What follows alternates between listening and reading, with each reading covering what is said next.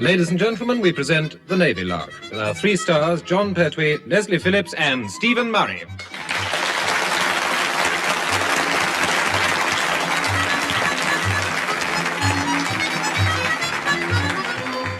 For most of us, life is full of little surprises, like catching a bus that you thought was going to Kensington and finding yourself in Kennington.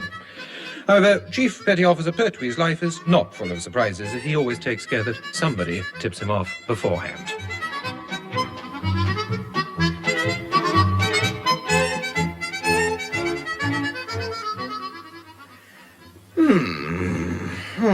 Well, well. Fancy that. Cool.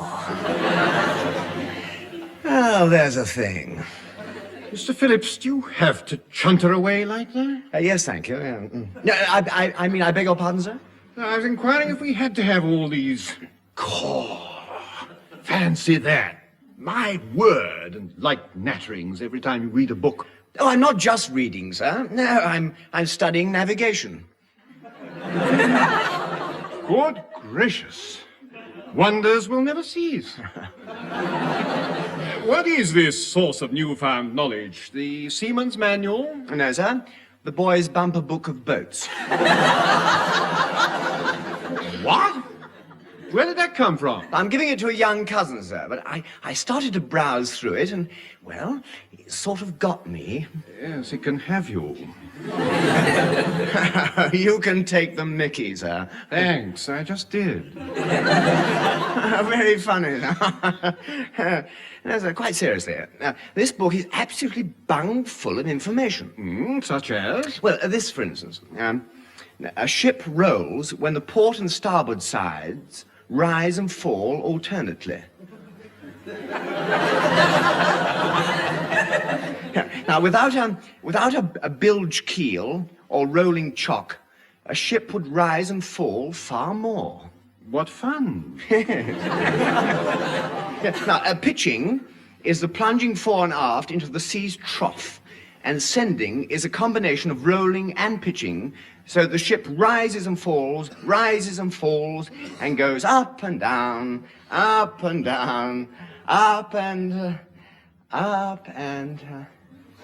Well, go on. I can't. I don't think I feel very well.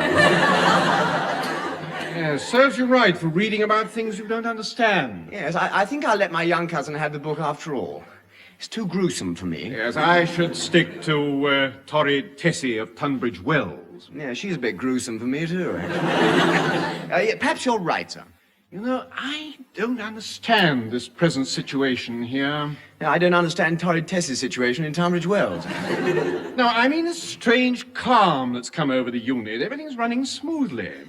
Even old Thunderguts has kept away. I doubt if it'll last, sir. Hello, number 1 here. Chief Petty Officer Pertwee would like to see you, sir. Oh, very well. Wheel him in. Yes, you're right, Mr. Phillips. It won't last. The chief wants to see me. Come in. Excuse me, sir. Look, I don't like to trouble you, but... Good. Nice of you to drop in, Chief. Cheerio. Cheerio, sir. No, sir, no. No, I want to see you, sir, on a matter of great urgency, if you don't mind, sir. Nothing serious, I hope, Chief? No, not really, Mr. Phillips, sir. No, just that I want to be drafted elsewhere. You know, something's gone wrong with my ears. For a moment, I thought you said you wanted to leave here. I do. You're ill.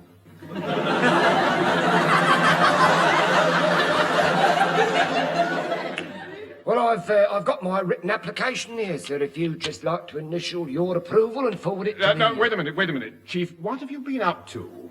Must have been a real corker this time. Oh, me, sir? Oh, nothing at all, sir. No, sir, just attending to the normal everyday duties of a Chief Petty Officer in the senior service. That'll be the day. Good gracious, he's gone bonkers. What do you mean, sir? Read this bit in his application. Yes, sir. Any preference for future draft? Answer, service in C&C Staff, Portsmouth, under Commander Povey. Any questions, sir? Millions of them. Now, come on, Chief, what's going on? This is all a bit of a giggle, isn't it? Of course, yes. It's a joke, sir.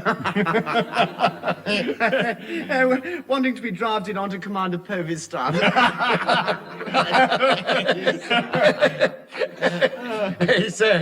Well, what are you all laughing about? Well, the idea of an old twister like you wanting to... Lummy, he means it. He's serious. Well, I do, sir. I do mean it. I've seen the error of my ways, sir, and... Well, this is an effort to make amends to the service for past misdemeanorifications. Well, it's very commendable, Chief. Yes, agreed, if there was a word of truth in it. Oh, very well, Chief. I'll consider your application, and if I can be certain that you'll be even more in the muck if I let you be drafted, I'll approve it. Well, thank you, sir. Carry on. This is a turn-up for the book, isn't it? I can't make head or tail of it. Now, which are you reading, sir? The Boys' Bumper Book of Boats or Torrid Tessie? Mr. Phillips! Oh, I see. You were talking about Chief's application for a draft. Yes. Yes, it is odd, isn't it, sir? Yeah, we shan't know ourselves, shall we?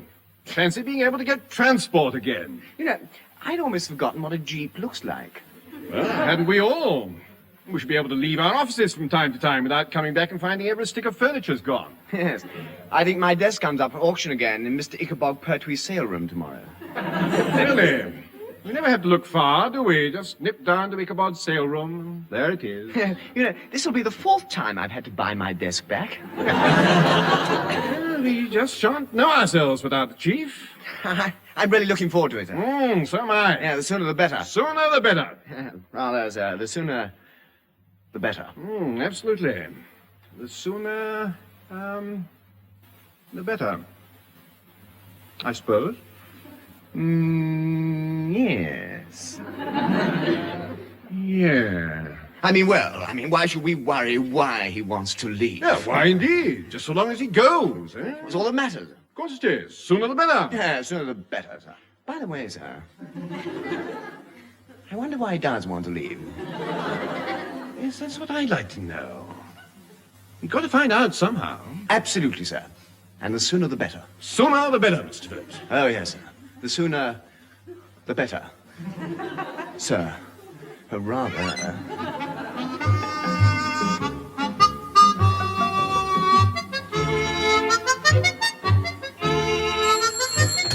Stores here. No takeover bids accepted. Good morning.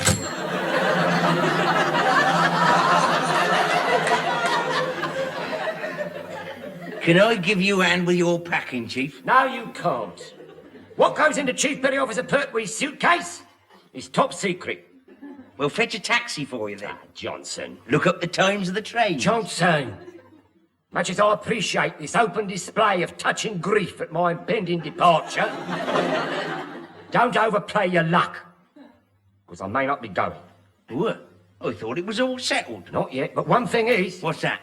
If I don't go, I'll have able Seaman Johnson sweeping these stores out until the nylon broom wears out. Oh, but they're everlasting. And you're not, so watch it. Pardon, I'm sure. Here, if you're not certain you're going, why are you packing up then? Because once my draft comes through, I don't want to waste a minute. I'll be off. Has it got anything to do with that phone call you had from one of your relatives at Admiralty? Well, Johnson, look, I won't beat about the bush. It might have, and then again it might not. Well, that's straightforward enough anyway. Yeah. Here, go on, answer that, Fatso. Right. Hello? Able Seaman Johnson stores here. Here, wait for it, wait for it. Blimey, let the body get cold. Is the chief there? Well, that depends on who wants him. Oh, it's all right. I got a call from that relative of his in the General Office, Portsmouth. Right, put him on. This is Egbert Pertwee again. I've got bad news. Oh, well, stop laughing while you break it to me gently, for Drake's sake. Well, Operation Get Out of It is now imperative. What? But look here, I'm stuck here. They'll chuck the book at me. Yeah. They will, won't they? Yeah. Another voucher. I'm surrounded by vouchers. There's something else, too. Oh, not good news, I trust. No, Uncle Ebenezer is on the warpath. He reckons if you leave the island, you're a traitor to the family. Oh, why? Well, if you're not there, who's going to let him knock off your coat for his tug, eh? Well, tell him to turn the flaming thing into a smokeless zoo. I can't, he's not here.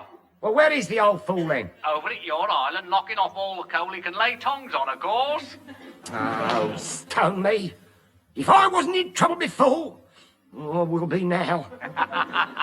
See you in court. Ta-ta. Ta-ta, vulture. Here, Johnson. Now, look, I've been thinking. Look, as you may have to take over these stores for a bit, you better start learning the routine, right? Yeah. Right, then sign here. Sign that. Hey, what for? What do you mean, hey, what for? Well, just office routine. It's the indent, accepting delivery of the last lot of coal. Oh, no thanks. I know what I'd be taking over, all right. A vacant site. I've seen your Uncle Ebenezer filling that tug of his 3 times today. You're making a dreadful mistake. I would be if I signed that indent receipt, I'm telling you. You know your trouble, Johnson. You catch on too perishing fast. Why don't you apply for a draft with me, eh? Me? And end up under command of Povey? No tar. One of us going bonkers is enough. Oh. Well, I'll tell you something, Johnson. What? I have certain reasons for believing that old Thunderguts won't be at Portsmouth much longer. I should have known. Where's he going to be, then? Well, if my information is correct, Johnson, right here. Oh, well, that'll be handy. It'll save having to ring him up, won't it? Oh, I want a draft. Hey, Johnson wants to get out. Hong Kong, Siberia. I'm not fussy. Just get me out of here. Yeah.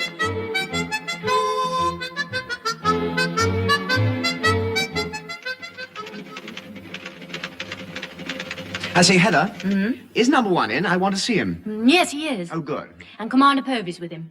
In that case, it can keep. What are you doing? Number 1's letter recommending the Chief's draft. Oh, he's had to agree to it then. Oh, pity. I wish we could find out why he wants to leave here. It's like waiting at a bus stop and not knowing if the last one's gone. Well, if anyone ought to be used to missing the bus, it's you. Yes, that's the point. I hadn't thought of it quite like... Oh. I just never see them coming, do I? Well, as a rule, you don't even know they've been. Oh, there you are. I say, has anyone seen my fishing hat about at all? Oh, lummy, it's Lieutenant Commander Staunton. Is it? Where? No, sir. I meant it was you. What was, old fruit? What? You are the CO, sir, Lieutenant Commander Staunton. Am I? Oh, yes, so I am. Yes. I thought the name was familiar. Quite so, sir. Oh, never forget a face, you know. Never forget a face. My father was exactly the same. Always knew who I was. Remarkable, isn't it? Can we help you, sir? Yeah, yes, oh, yes, in a minute, yes. I was just having a chat with Lieutenant Commander Staunton here. I can't remember. No, sir. I'm Sub-Lieutenant Phillips, sir. Who? Oh, yes, I remember now. You knew my father, didn't you? Yeah. It's funny he never mentioned you, old sport. Well, you never met me, old salt. I mean, sir. Oh, well, that would account for it, wouldn't it, to some certain degree, yes. Yeah. Now, the question is, old boy, now, my dear fellow Staunton here, now listen. Yes, The question is, have you seen my fishing hat about at all? You're wearing it, sir. It's on your head. Is it? Oh, yes, that's right. I remember I put it up there for safety. That's right. Yes, oh, yes. Very wise, sir, yes. Yeah. And if you can't find it, at least you know where it is. Exactly. I like you, you know. Yes. Where's number 1? I've got a complaint. He's in his office, sir. Oh, good. With Commander Povey, sir. In that case, he can keep. What seems to be the trouble, sir? Well, some old moron in an equally old tug is messing about in our waters, fouling up the fish, you see. Oh, how disgusting. He's got to be stopped, old fruit. Huh? Yes. In an old tug, sir? Yes, he seems to be carrying coal. At least that's what he chucked at me when I told him to clear up. I wonder who that can be, sir. Yeah. The only old tug that turns up here belongs to Uncle Eben. Cole, sir? Yeah. I thought it was a bit chilly here this morning. I bet there isn't a shovelful left on the island. Yeah, we'll sort him out, whoever he is, will you? Aye, sir. Yeah, and if you come across my fishing hat, you might let me know. I said I was... Oh, I'm winded. I beg pardon, I'm sure. Oh, that's all right, Stanton. Nice to see you again. Well, What is it, Chief? wireless room has just had a complaint from a civilian tug about being almost rammed by an old fool fishing under our waters, sir. Nunky again, presumably. Yes, he's been over here knocking off all... No, miss, no, he's miles away. Hey, he probably is by now. It was our best quality coal. Yeah, well, there is another matter said about my draft. He's number one said anything about... Oh, perhaps you better ask number one yourself, Chief. He's in his office. Oh, good. With Commander Povey. In that case, it can wait. What can, Chief? Well, nothing much. Just that if Commander Stanton's had his fish, I've had my chips. Chief, I think you better tell us what all this is about. Oh, well, if Commander Povey's here already, you may as well know. I'm being done by the First Sea Lords. Good gracious. You see, a certain relative of mine, who shall be anonymous... The one that rang up the other day. Yeah, the same. Well, he ever so slightly happened to see a certain signal from Admiralty to Commander Povey, you see. Purely by chance, and it's a pure blind coincidence, of course. While he was looking for it. Yeah, exactly. So, no, a pure blind coincidence that he didn't know. Never mind. What did the signal say? Well, all right, I'm coming to that. Give us a chance. Look, I've got it written down here somewhere. Yeah, here it is, yes. The signal reads, to Commander Povey, Portsmouth, from First Sea Lord. Operation Clean-Up. Top priority, island draft for thorough investigation of stores. Remain and take command until relieved. Oh, I see. You were hoping to duck out before Povey gets here, then join his staff at Portsmouth, knowing he'd be over here anyway. Hmm? Well, you could put it like that, sir, yeah. That's number one. You may as well come along as well. No, I'd rather not, sir. I'm in no hurry to mix it with the First Sea Lord or any of his hard helps for that. Oh, come on. Come in. You buzzed, sir? Yes, I want the chief, if you can find him. He just left, sir. Foreign service, I believe. Oh, do stop waffling, man, and shut the door, for goodness sake. It's freezing in here. Yes, the radiator doesn't seem to be working for some... Chief! Chief! Sir?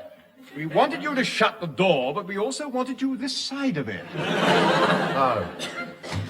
Now, Commander Povey, I've asked for the chief because he's made an application for a draft to your staff. Really? Well, it's the first time. He's done what? He's applied for a freezing draft, sir. I mean, he's... I heard. Now then, Chief, what's all this about? Well, Commander Povey, sir, as I'm sure you know, sir, I, as an humble member of the great and glorious service of... Well, I've long been an admirer of your methods. You've been what? Oh, yes, I have, sir. Yes, I know. It's a very, very, very rare, very rare indeed that one sees such selfless devotion to duties. To serve under an officer who carries out his unenviable tasks without fear or favour. Oh, no, Pertwee, now, really? No, truthfully, sir. It would be an honour, sir, an honour the like of which comes to so few of us lesser mortals. Chance to say in one's old age, when the little nippers gather round. Chance to say with pride and just a lump in the throat, that Daddy served under Admiral Povey. Commander Povey, Chief. A mere matter of time, sir, that's all. Yes, well, possibly, one never can tell. It was a great day for England, sir, a great day for old England when you heard the call, sir.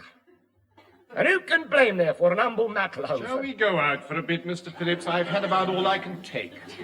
Me too. Cool. Daddy served under Admiral Povey. Cool. Oh, it's not much to ask for, sir. Oh, very well, Chief, that's enough. Now consider your application when it comes through. And now I must get back to Pompey. Get back, sir? Yes, there's a home fleet exercise on tomorrow, and Troutbridge is in it, so you'll have plenty to do. You needn't bother to come down to the jetty with me, number one. Just have Troutbridge made ready. Aye, aye, sir. And try and join the exercise before it's over this time. We'll do our best, sir.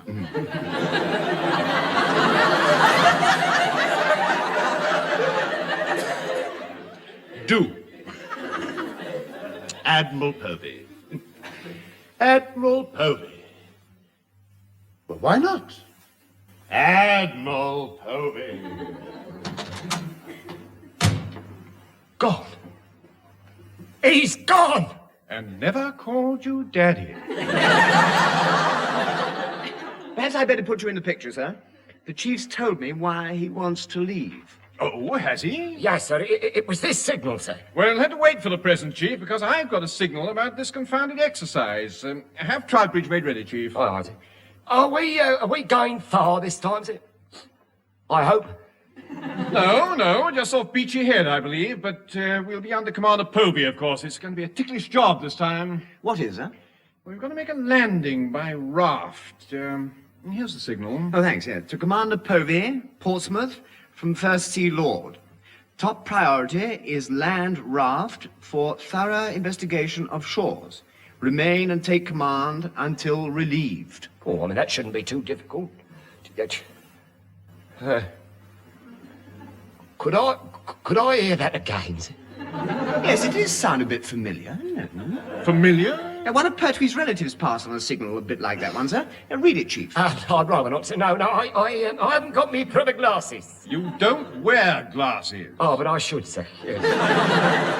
The optometristical, he said only... Read that signal your relative passed on, Chief. Oh, very well, sir.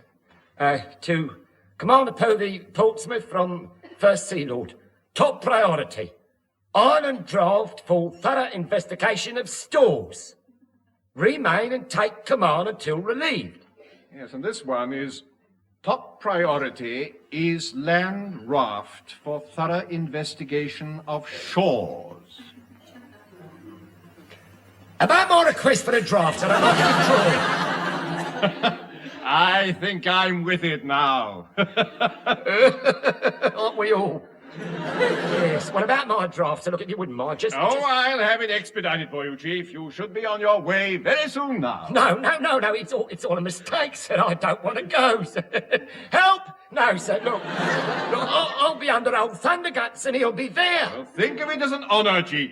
Selfless devotion to duty as an humble member of a great and glorious service. No, no, sir, I mean, you wouldn't, sir, you couldn't.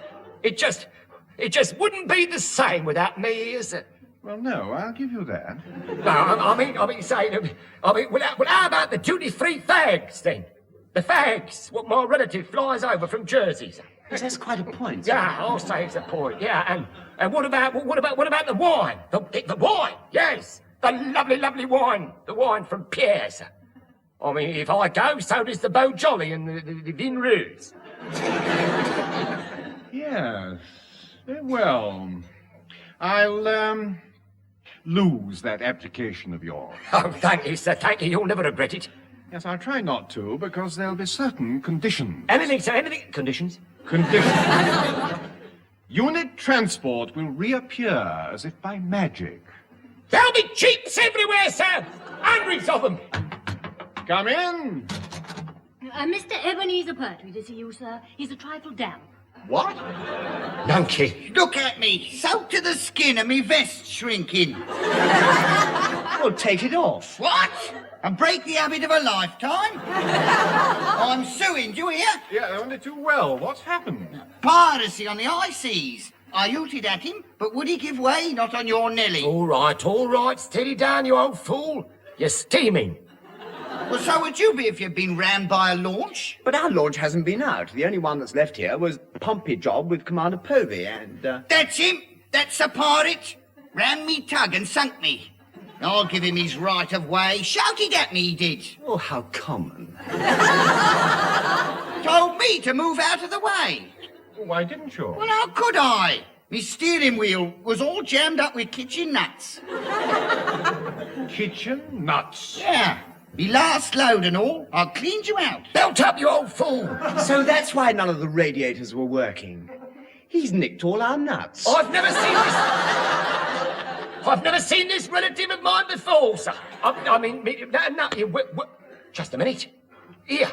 Where's old Thunderguts? Still swimming last time I saw him.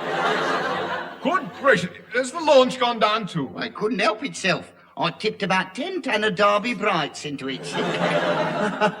Oh, you shouldn't have.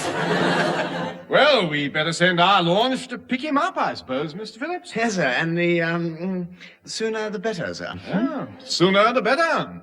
The, sooner the better, sir.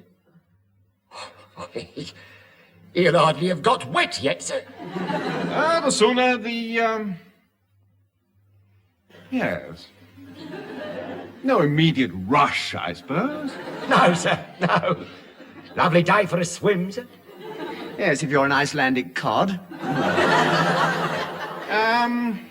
About those conditions, Chief, there are a few more. Yeah, well, I'll go and rescue Commander Povey, sir. Stores will be open for inspection at all times. No, sir, no, please, let's not go raving mad. Radiators will be turned on again. Oh, blimey. Regular handsome contributions to the unit comfort fund. It's a carver, eh? That's what it is, a do-it-yourself carver. And I'm the nit who doed it.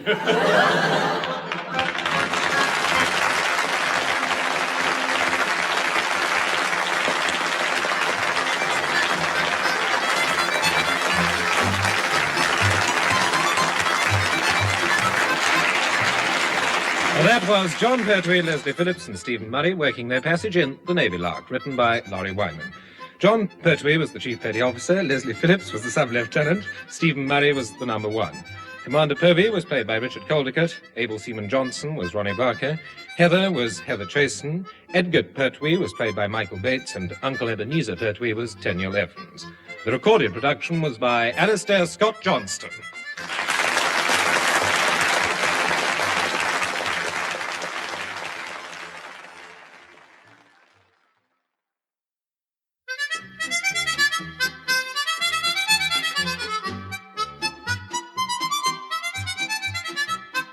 Ladies and gentlemen, we present the Navy Lark, with our 3 stars, Leslie Phillips, Stephen Murray, and John Pertwee.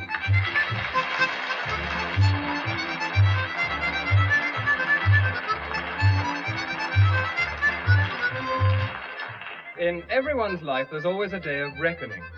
Usually it's a Monday, when you check the laundry they've let you have back eventually, and find that boiler suits, gents, white 1 is missing.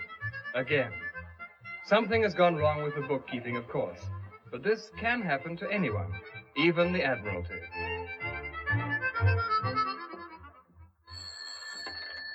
Commander Povey's office, Portsmouth. What? Did you say that was old Thunderguts' office? Well, yes, I said I did. Blimey. When I get a wrong number, I hit the jackpot, don't I? Hello? Who is it, Mabel? Wrong number, Commander Povey. Ah, more inefficiency.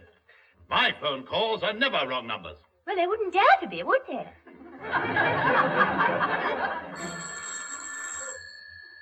Will you answer it, or shall I? I will. And heaven help him if it's a wrong number this time. That's what I was thinking. Hello. This is intelligence speaking.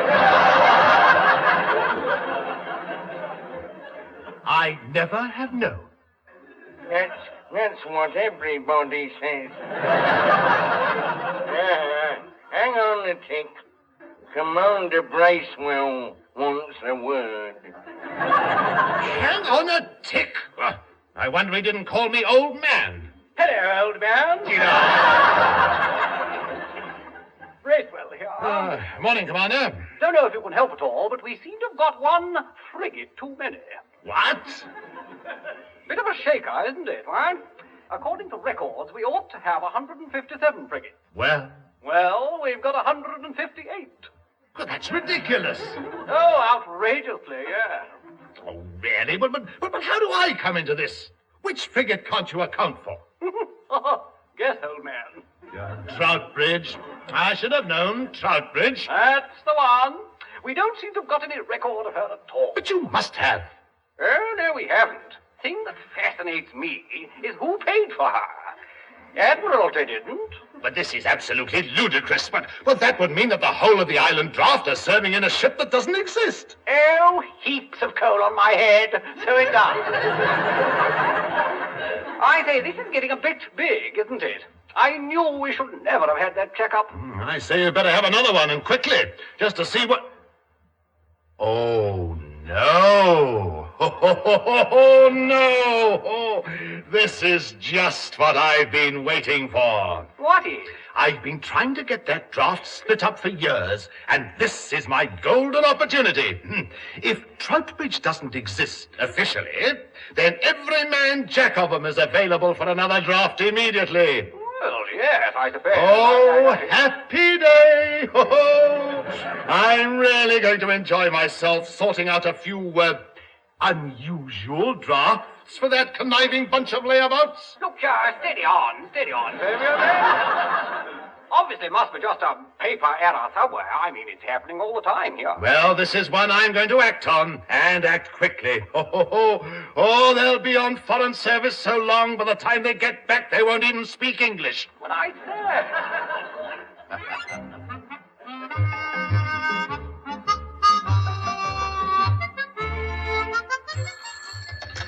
Stores here. If they don't fit, tie 'em up with string. Good morning.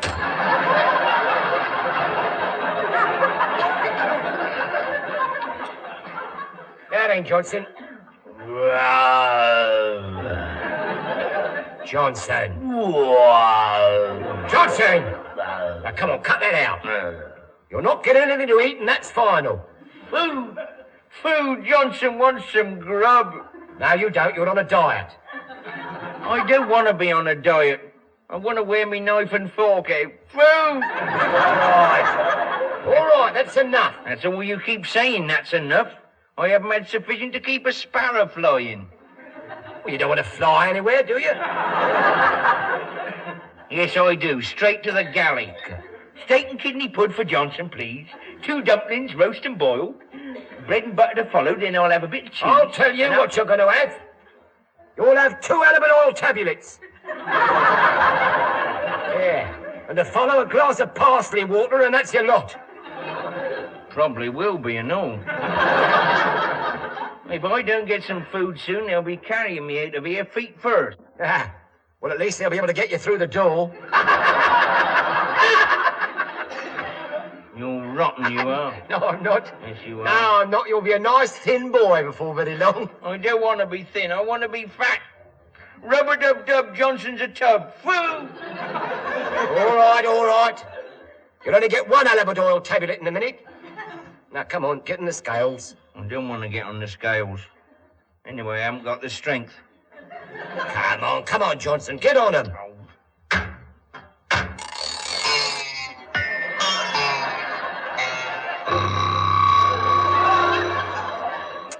I don't know. I don't know. I don't understand it. I just don't understand it. You've been on this diet for a fortnight. You've only lost 3 ounces. I don't know. You should have lost a couple of stone. Yeah, you see, he's not doing any good. Food! Hot dinners for Johnson. Food! Look, Johnson, look, I've told you before. We are going to persevere. I'll get you down to a ton if we have to keep you on this diet for the rest of your expected. You're rotten, that's what you are, rotten. No, I'm not. Rot-diddy rotten. I'm starving and you're rotten. There. Yeah? Who is it? Able Seaman Goldstein, Chief. I brought some letters. Any bills? No. It's a friend. Morning, Chief. Morning, Taffy. Morning, Skinny. Well, come to think of it, you're the fattest looking Skinny I've ever seen. Yeah, progress is a little slow, Taffy, I'll admit. You know, we've only got 3 ounces off him in a fortnight. Oh, he'll feel all the better for it, I'm sure. I don't want to feel better, I want to feel fatter. Starving, that's what I am, starving! Look, will you put a socket in? I can't, I've eaten them all. All right. Look, take no notice of him, Taffy. Come on, give us the mail. It's all for Johnson, Chief. Again? What, all of it? 2 parcels and 3 large envelopes. Give it me then, come on, I want me All right, wait a minute. 3 ounces in a fortnight and suddenly parcels and large envelopes every day. Hand him over then, hand him over. Why, you greedy gutting cheat! You've been having food posted, haven't you? No, I haven't.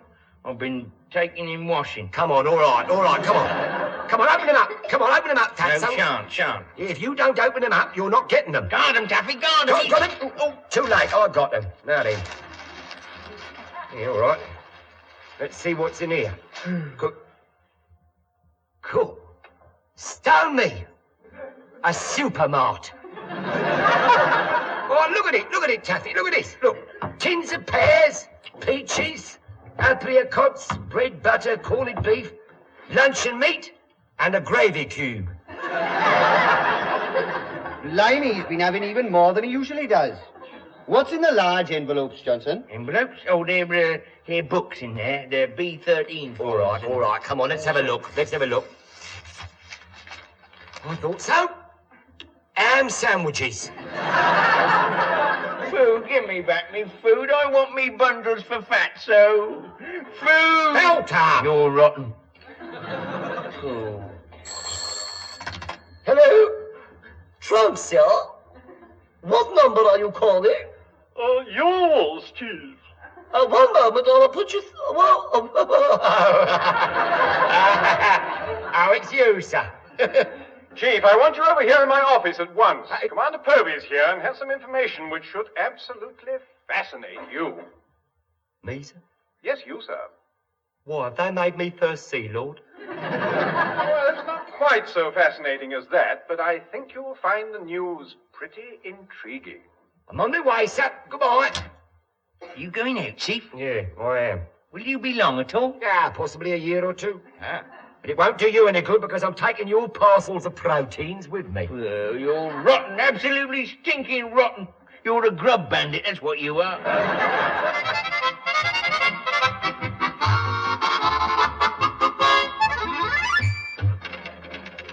I say, Heather. Are you sure old Thunderguts is still in number one's office? Well, unless number one has chucked him out of the window, yes. Oh, I should hardly think that's likely. We'd have heard the crash of glass. Oh. You mean he hasn't come out of the door yet? You are the sharp one today. Really? No, not really. I wonder what they're talking about. They've been in there an awfully long time. Well, why don't you go and join them? No, thanks. I'm not that curious. Well, in that case, perhaps you'll let me get on with my work. Well, oh, yes, of course. Yes, I didn't realize I was interrupting you. You have been every 3 minutes for the past hour. Oh, sorry.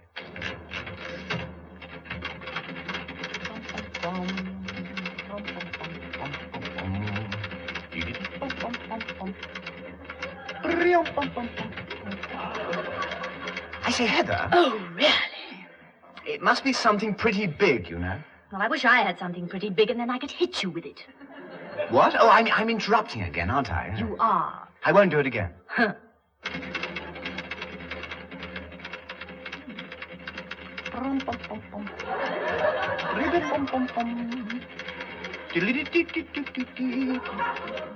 pom pom. I said. Bum pom pom pom. And the pom pom pom pom pom. Leslie? Yes? Do you have to bum all the time? I can't concentrate. I'm sorry, I wasn't thinking. Well, that's hardly a novelty.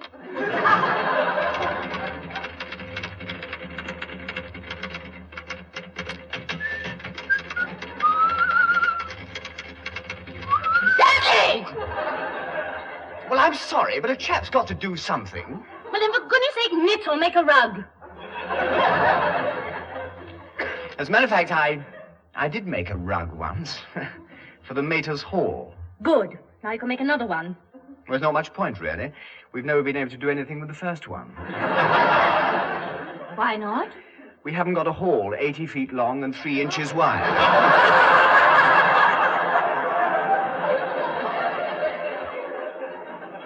Oh, I see. Excuse me, Mr. Phillips, number one sent for me. Oh, did he say what it was about, by any chance? Oh, no, something to do with Commander Povey, sir. Suppose you don't happen to know what it was. No, I wish I did. Well, I wish one of you would find out so I could get some work done. Oh, I'm sorry, Heather. What are you doing? Well, she's making a rug. Right? But, I mean, she's making a fuss about her pom-pom.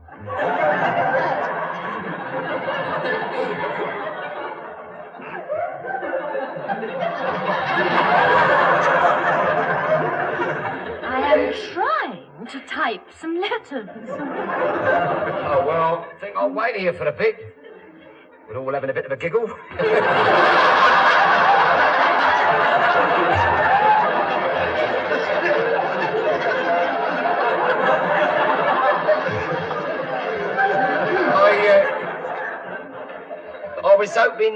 I was hoping you'd know what this was all about before Chauncey stuck his head in the lion's mouth. I haven't got a clue, actually. Who could argue with that? I don't know. I don't like it. I don't like it at all. Real.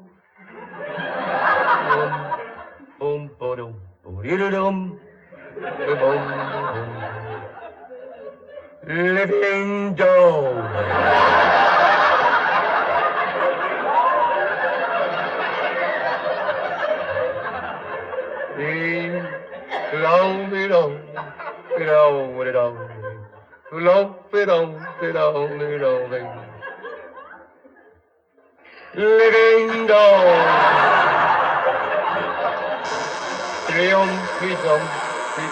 Oh, at last, saved by the buzzer.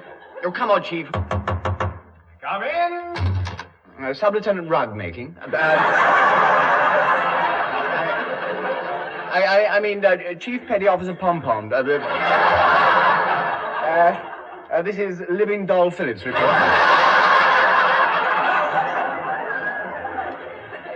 You know, number one, the day he got into the Royal Navy was probably England's darkest hour. Yes, agreed, Commander Povey. Fortunately, we've recovered, but I think Living Doll is still in the dark. Yeah, with all due respect, sir, could we know what's going on? Oh, we don't know if we're in the muck or getting medals.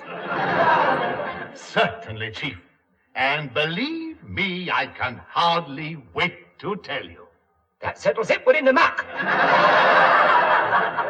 Well, not only us, Chief, the entire Navy is, really. They seem to have borrowed a frigate, but don't know who from. Eh? Come again, sir? Well, according to Commander Bracewell and Intelligence, there is no record of Troutbridge whatsoever. Officially, she doesn't belong to the Royal Navy at all. Oh, that's ridiculous. It must be an error in the paperwork or something. Agreed. But it's an error which I intend to take full advantage of before it's rectified. In what delicately diabolical way, sir? I gather we're about to join the rest of the Navy and see the world, Chief. What? You don't mean drafted, sir? Oh, but I do. Living doll. Oh, I don't know about living doll. I think we're dead ducks. But, sir, I don't want to go abroad. I don't speak their language. Well, cheer up. You make a right mess of ours at times. But, what about Troutbridge, Commander Povey, sir? I mean, who's going to... Troutbridge is no concern of mine, for the moment, Chief. Officially, you have no ship, and therefore you're all available for drafting to faraway places with strange-sounding names. And I'm going to see that you are drafted. Lovely, son. Lovely. Cool. I'm sure we're going to be very cosy in our new abode. Every 5 years, we'll get a 7-day leave and a free rickshaw warrant. It won't be much good to you, will it, Chief? No, sir. I mean, won't it, sir? Well, for one thing, within a week, you'd have taken over all the rickshaws and be running them yourself. I do wish you wouldn't give him any ideas, sir. He gets them quite fast enough on his own. Yeah, I do, sir. I don't think I'm getting a smattering of one at the moment. Ah, splendid. I was hoping you would have. Yeah, Commander Povey, sir, am I to understand that you're having us drafted because Troutbridge doesn't belong to their lordships? Not until that fool Bracewell sorts his office out. And by the time that happens, it'll be too late for you lot. You'll have been split up at last. Yeah, possibly, sir, possibly. And then possibly, not. Well, go on, Chief. Not for the moment, sir, no. Thanks. No, I need a little time, sir, to work out certain details.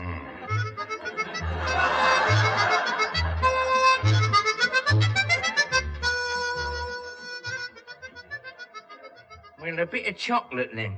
I'm sorry, Fatso. There's nothing in the office. Oh, I'm starving. Have you got a bit of chocolate? Mr. Phillips. Mr. Phillips, sir. You don't happen to have an acid drop in your pocket, do you? I don't mind if it's got fluff on it, you know. It all helps to fill up, doesn't it? No, sorry, you could try the signals office. I was in there earlier, and somebody had left a lump of sugar in a saucer. I suppose they didn't want it in their cup of... Gangway! Johnson! Good gracious. Where have they gone? What? The heads off the flowers in that vase.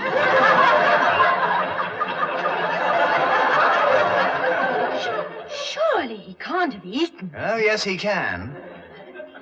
I wonder why he left the stalks. I mean, they're the best part.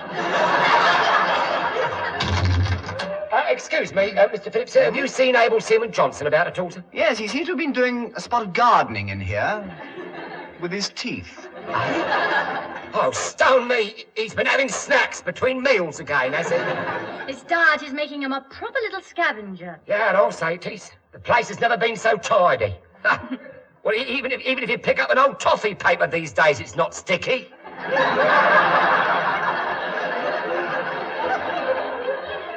How much has he lost now? A couple of stone? Couple of stone? 4 ounces? I forgot to put the dustbins out of bounds until this morning. Has anybody got a bit of chewing gum? Chewing gum, sir? Yes, I had a piece under the leg of my desk to stop it wobbling, and it's gone. Yeah. And we all know where, don't we? If it's edible, that's how we'll find it. Any news from Commander Povey yet? Oh, not yet, Chief. It's odd, isn't it? He's had 3 days now. Wonder why we haven't heard anything. Oh, well, I think we will any time now, sir. Oh, why? Well, I took the liberty of seeing that he got a copy of this in his post tray at Portsmouth this morning, sir. Oh, what is it? It's a pamphlet, sir. A pamphlet a certain relative of mine in the printing trade knocked out for me, sir. What's it say, sir? Just a minute. In the main office of the Island Draft, grand auction. Main item being an ex-naval vessel. Only one owner. Mechanically sound. All mod con. A snip of a ship. No reasonable offer refused. Inspection invited. Apply the CP up. What the blazes do you... It's a spread to catch a thunderguts. Go on. Yeah, I was about to, sir. You see, look, if Commander Povey would get Commander Bracewell to get a move on sorting his files out, we'd be in the clear. In fact, chance of him doing that, he's too keen to get us drafted. Yeah, exactly, sir. The only thing he'd rather do is court-martial us. Ah, that's true. Yeah, well, if he should receive a communication suggesting a certain naval draft was auctioning off one of their lordship's frigates, well, I imagine he'd consider that would be good enough for a court-martial, wouldn't you, sir? I mean, I should say so. Ah, but of course it would have to be proved that the frigate was their lordship's property first, wouldn't it, Chief? Yeah, beyond all shadow of a doubt, sir. In fact, he's probably on the phone blistering Commander Bracewell's ears right now. To a cinder, sir. Hello, main office. This is Commander Povey, Portsmouth. Give me number 1 at once. Now, aye, sir. It's guess who for you, sir. Yes, I thought it might be. Hello, number 1 here, sir. What the devil's going on over there? Nothing much, sir. We're having an auction, I believe. Auction? I'll say you are. But I've heard about it, and this time you've gone too far. I'm going to court-martial the lot of you. Whatever for, sir? We're not auctioning any Admiralty property. We'll see about that. Commander Bracewell and I are coming over immediately. Well, I rather wanted to attend this auction, sir. What? You're to put a stop to that nonsense at once, do you hear? That vessel is Admiralty property. Oh, but I understood. Never mind what you understood. Stop that auction. Hooked, sir? Well and truly, Chief. Incidentally, I trust we're not all going to be court-martialed? No, I'd say it's very unlikely, sir. Very unlikely indeed. Oh, good. Just so long as Commander Povey attends the auction, sir, we're in the clear. Oh, I think we can rely on that, Chief. Lovely, sir. Now, if you'll excuse me, sir, I've one or two relatives I must contact with all speed, sir.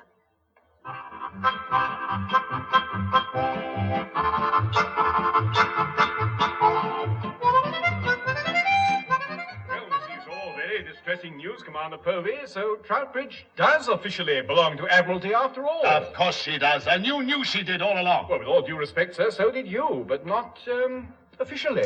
I still don't understand what went wrong. You see, it was purely a boob in the old office work. Happens all the time in my lot. I'd forgotten that Troutbridge is a conversion job. Oh, I see. Do you? No.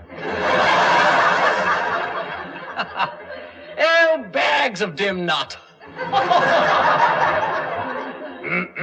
Look here, Troutbridge was a destroyer until she was converted into a frigate. Well, what about it? Well, that's it. Like a fool, I still had everything about her filed under destroyers. Incredibly, nobody spotted it. Well, how could they? What do you mean? Well, you just said you'd had Troutbridge files destroyed. No, old man. Let's try again. Oh, no, I just thought of something. What? Well, now Troutbridge is listed amongst the frigates officially. I must be a destroyer short. No. Oh, not to worry, old man. She'll turn up somewhere. They always do. Excuse me, sir, but CPO Pertwee says the auction's underway, sir, if you want to attend. Oh, well, we're What's rather... What's that? You knew perfectly... Oh, come on. This way, sir, it's just outside. Now then, come along, gents, please. Now, don't be shy. We're all friends here. You speak for yourself. It's odd. Sounded like Uncle Ebenezer Pertwee. Why, odd, sir. It was Nunky. Look, the whole lot of them are Pertwees. A wagon load of Nunkies. So they are. Looks like the Rogues Gallery at Scotland Yard. All right, now then, 50 quid and bid. 50 quid a paltry 50 nicker for this magnificent craft. I know what you're doing. You're having me on. No, let's be serious, please. Now, come along here. Now then, what did I hear? What did I hear? 51, that's more like it. 51 lovely pounds. Pertwee, stop this at once. What do you think you're doing? Auctioneering, sir. Would you care to have a bid? A fine ex-naval vessel, sir, known and loved by us all, the like of which very, very rarely comes on the market, sir. Pertwee, if you think you can get away with this, you've blundered. 200, truly magnificent, officer. I didn't say 200, I said... 200 bid. 200 pounds. No, wait. Going for the first time. Pertwee, stop this. Going for the second time. Pertwee, Go! One ex-naval vessel sold for 200 pounds to the gent with the gold blade and the booming voice. Oh, congratulations, sir. Oh, this is ludicrous. A senior officer bidding for a frigate belonging to the... Frigate, sir? Frigate? Who said anything about a frigate? What? Well, you did. You've just talked... Oh, no, sir. No, sir. Ex-naval vessel was the term, sir. Oh, dear. I think I know what you've bought, sir. Number one, for pity's sake, what on earth's going on? Well, sir, I imagine you just bid £200 for Uncle Ebenezer's tug. What? Ebenezer's tug? Correct, sir. Absolutely correct, as I'm sure all the gentlemen here are fully prepared to witness. At the price, of course. Oh, definitely, I heard you, sir. Yes, you see, sir, they are. But I thought you were auctioning Troutbridge. Auctioning Troutbridge, sir? Well, I mean, how could you think a thing like that, sir? She's naval property. Now, if I could just have your cheques for 200 quid, sir. I won't pay. It's a trick. I won't pay. You will have your little joke, sir. Oh, very laughable, sir. I mean, if you Welsh and nobody should happen to sue. And I would. Oh, I mean, the publicity, sir, a tragic end to a promising naval career. I'm afraid you had to pay up, Commander Povey. £200? I'll be ruined. Oh, what a shame. This way, sir. You can use my desk to write the check. Ruined! I'm ruined! Hello, Chief. Hi, Johnson. You pulled that off all right, then. Just, Johnson, just. Hardly my fault old Thunderguts jumped to conclusions, was it? Eh? Still, Nunky's tug did gallant service with the Navy. In the 1418 war. I wonder what he'll do with that. Here, just a minute. You laughed. That's the first time you've laughed for weeks. Is it, Chief? Yes, and you haven't asked for food. That's how? That's how well have you been? Round the galley while you were auctioneering. What? The galley? I've had steak and kidney pudding, chips, mashed potatoes and cabbage. You gorging greedy guts! You eat cheat! Treacle pudding and custard, apple fritters and cream, 4 vanilla ices with wafers, of course, bread and cheese, nuts. Come on.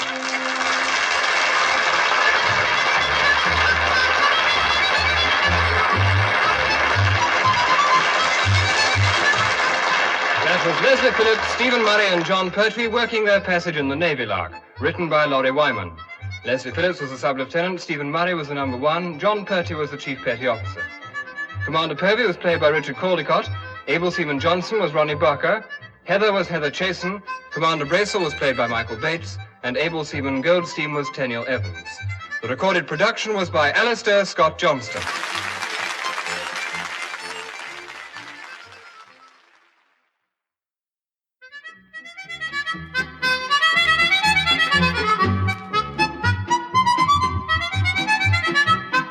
Ladies and gentlemen, we present the Navy Lark with our 3 stars, John Pertwee, Leslie Phillips, and Stephen Murray.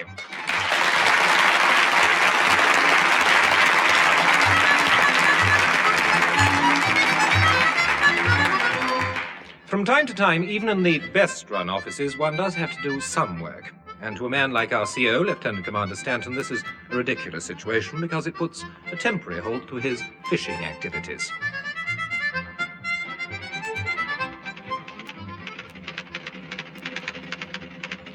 Now then, let's see now.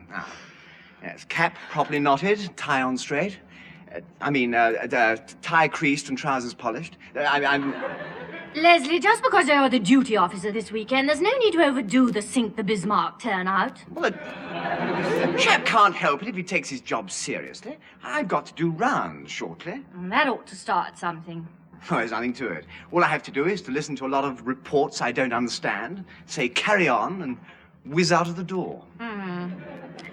It still sounds too complicated for you. What do you mean? Well, you'll probably try to whiz out of the door while it's still shut. Well, of course I shan't. That's what I did last time. You know, I never make the same mistake twice. No, not twice. Dozens of times. Lummy, it's Lieutenant Commander Stanton. Room, shut. Good morning, sir. Good morning, old fruit. Who's coming? Well, nobody, sir. Well, what have you got me standing to attention like this for? What? No, I didn't mean you, sir. I just brought the room to attention for you, sir, acting as duty officer. Oh, that's odd. I didn't think I was acting as duty officer. No, I thought you were, old top. I am, sir. Well, there's something cockeyed somewhere, isn't there? We can't both be duty officer, can we? Well, no, sir, no, sir. Yeah, you mark my words. Someone's made a mistake here somewhere. Yes, quite, sir. It's you, sir. No. It can't be me. I was duty officer last weekend. No, I meant, sir, that, well, that is, what I, cool. Here, I say, Phillips, old sport. Yes? Can I stand easy now? I'm getting cramp in my left... Oh, how nasty. Yeah. Did you want to see number 1, sir? No, thanks. No. He wants to see me, though, I think. Said he's got something he wants me to sign. Oh, I wonder what that was. No idea. Bit of paper, probably. Brought me in from a good morning's fishing, too. Maddening, old cough drop it is. Maddening. Do you fish at all? Oh, no, sir. I only eat them with chips. Oh. Eat them? Eat them? You bounder. Fish aren't for eating. They're for fishing. Oh, heaven. No wonder I never catch anything. You've eaten them all. I'm terribly sorry, sir. I've no idea. You... Stand aside, you cannibal. I'm going in to see number 1. But, sir... You piscatorial poacher? No, sir, they're not poached. No, sir, fried. Oh, good gracious. Come in, sir. Oh, sanctuary, number 1, sanctuary. I've just caught a man eating fish. Good heavens.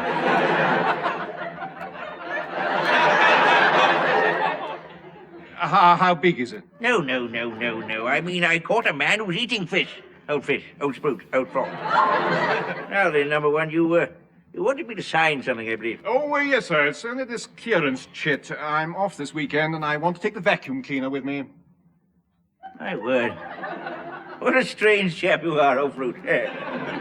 Fancy going on a weekend pass with a vacuum cleaner, isn't it? Well, if I could explain, sir, a friend of mine and his wife have their yacht at Bosom, and I'm going to give him a hand cleaning her up a bit. What, his wife? Have you gone mad, old sport? You can't go around giving other people's women the once over with a vacuum cleaner. No, I meant I wanted to use it on their yacht, sir. Oh, yeah. Well, that's a relief anyway. If you just sign this clearance chit, sir, so that I can take it past the dockyard police at Portsmouth. Yes, certainly, yes, well. Thank you, sir. Yeah. Now, without this, the police would be just as likely to run me in for stealing Admiralty property. Yeah. Particularly if they're having a big clean-up. Oh, yeah. What's the joke, old fruit? Nothing, sir. Oh, yeah. Well, thanks for the chit. It ought to stop them wondering if there's anything fishy going on. Oh, yeah, pretty, yes. Cracking wheeze, that, yes. What's that, sir? Going fishing with a vacuum cleaner. I wonder why I never thought of that before, you know. Well, it might help you bag a few. Oh, yes. Yes, I'll borrow it when you get back on Monday, see if I can work something out. Yeah, by all means, sir. Yeah, we'll have to wait till then, though. I seem to be duty officer again. That's 2 weeks on the trot, you know. Well, cheerio. Have a good fish, old fish.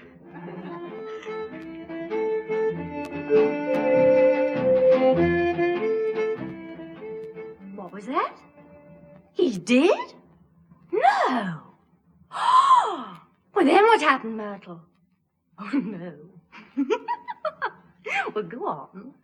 What did he say to that? Myrtle! Well, I mean, there was no need to actually repeat it. It serves you right for going out with Chief Petty Officer Pertwee at all. I've warned you enough times. It's like spending an evening with an affectionate octopus. Oh, hang on a minute. Come in. Hello, Heather. Oh, just a second. I'm on the telephone. Hello. Oh, no, just a visit from an affectionate octopus. Hey? Here, who's been talking? Well, of course I'll watch it. I'll ring you again later. Goodbye. Oh, sorry about that, Chief. What can I do for you? Oh, just wondered how Mr. Phillips was. What do you mean? Well, he had a bit of an accident whilst he was doing rounds. An accident? Yeah, after I'd made my report, he said, "Carry on, Chief." About turned and walked smack into a door. I knew it. Has he hurt himself? Wow, it's given him a bit of an headache. Yeah, and he's bent his peak cap up like a 1929 Norman Wisdom. Well, this I've got to see. Cool, my head. Well, now I've seen it, and I still don't believe it. Well, what's up? Hey, it's your battered tit for, sir. Yeah, you look as if you've been walking against a very high wind, sir. What? Here. Where's my peak gone? I've been robbed. Why don't you try it a bit higher, sir? It's got turned up. Oh, I see, yes. I thought the sun was a bit bright today. Hello, main office. This is Commander Povey, Portsmouth. Lieutenant Commander Staunton, number one there? No, not at the moment, sir. Sub-Lieutenant Phillips is, though. He would be. Put him on. Aye, sir. Oh, hello? Duty otter. Duff Ossifer Phyllis. Forget it. I know only too well who it is. I want you to get hold of number one and give him a message. It's a bit tricky, sir. Tricky? Why? Well, he's halfway up a vacuum cleaner. I mean, he's gone bosom on a vacuum cleaner. No, he's taking his friends to the cleaners. No, I mean he's living in a vacuum, sir. You mean you are? Now, take your time and tell me where he is. It's urgent. Well, sir, he's with able Seaman Johnson in the launch. I imagine he's nearly at Portsmouth by now. Good. I'll get hold of him here and send him out to meet you. Meet us, sir, but we're not going anywhere. Oh, yes, you are. A liner carrying the Emperor of Portarneyland has arrived ahead of schedule, so you'll have to act as escort vessel. What, you mean you want Troutbridge turned out, sir? I do. But I'm on my Todd. Well, I shall warn all shipping in the area, believe me. Oh, thank you very much for that. It's jolly decent of you. And, Bring Troutbridge to Portsmouth and I'll arrange for number 1 to come aboard. You'll then make contact with the Empress liner and escort her round the coast and into Southampton. Is that clear? Oh, absolutely, sir. Absolutely. We pick up number 1 at Southampton after he's flogged the Emperor vacuum cleaner. We sail to Portsmouth. That's it. No. Hold on to that. Portsmouth. You sail for Portsmouth. I'll explain the rest to number 1. Have you got it? Portsmouth. Portsmo.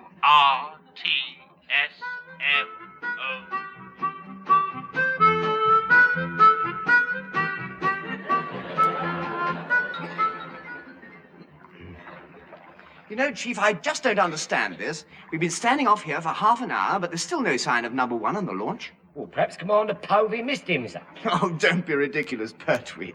Commander Povey never misses anything. That's true enough.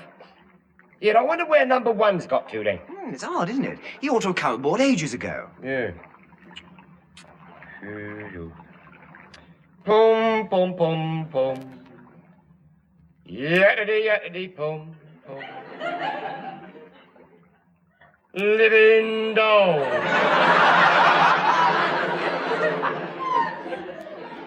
Yum, pum. Bumpa-diddly-dum-dum.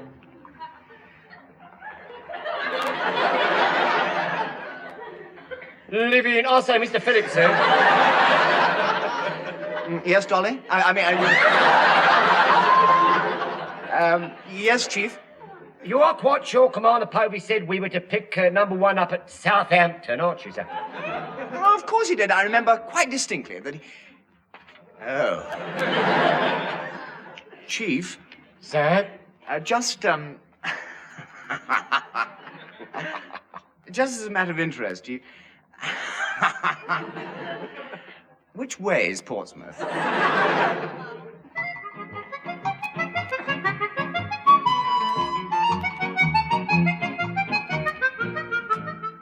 You know what this is, number 1? It's ludicrous, absolutely ludicrous. Troutbridge does seem to be rather a long time turning up, I must admit. Well, perhaps the engine's cold and she won't start, sir.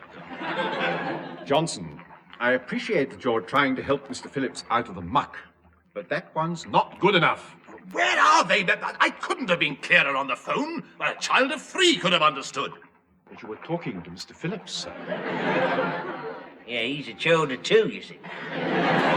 Fatso, you are not helping. What the Emperor is going to think, I cannot imagine. It may well start an international situation. Well, I suppose we could row round to him and escort him with a dinghy. I find nothing humorous in the idea of a liner containing a crowned head being escorted by a first lieutenant in a rowing boat. No, neither do I. I know who'd be doing the flaming rowing.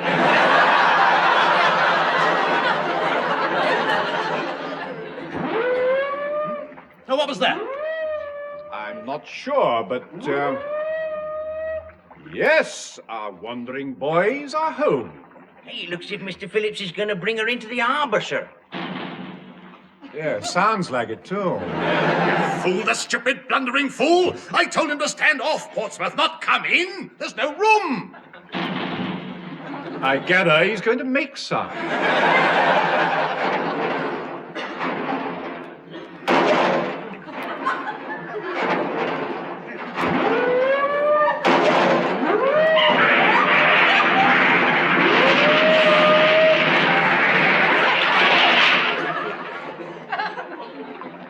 Permission to start repainting the ship, sir? Good grief, he's probably hit the entire home fleet. Oh, fair, sir. He missed one patrol boat by inches. I expect he'll get it on the way back. Here he comes. Look at him, grinning like a Cheshire cat. Hello, sir. I say, we certainly woke that lot up a bit, didn't we? Hmm? Yes. Biff, bang, bash. Mr. Phillips. Yes, Basher? Yes, sir? No, for heaven's sake, get underway or the Empress liner will run out of fuel waiting for you. Now, get aboard and get going. Aye, aye, sir. But we've only just got here, sir. I wanted to pop down to the town for a packet of... Mr. Phillips, get aboard. Oh, well, if you insist. Come on, Johnson. Aye, aye, sir. Oh, the vacuum cleaner, sir. It's still in the launch. Oh, really? Never mind the vacuum cleaner. I'll pick it up and you can collect it on the way back. Yes, you might like to give your office a bit of a going over when you go... What? Mr. Phillips! Yes, perhaps you're right, sir. Going aboard now, sir.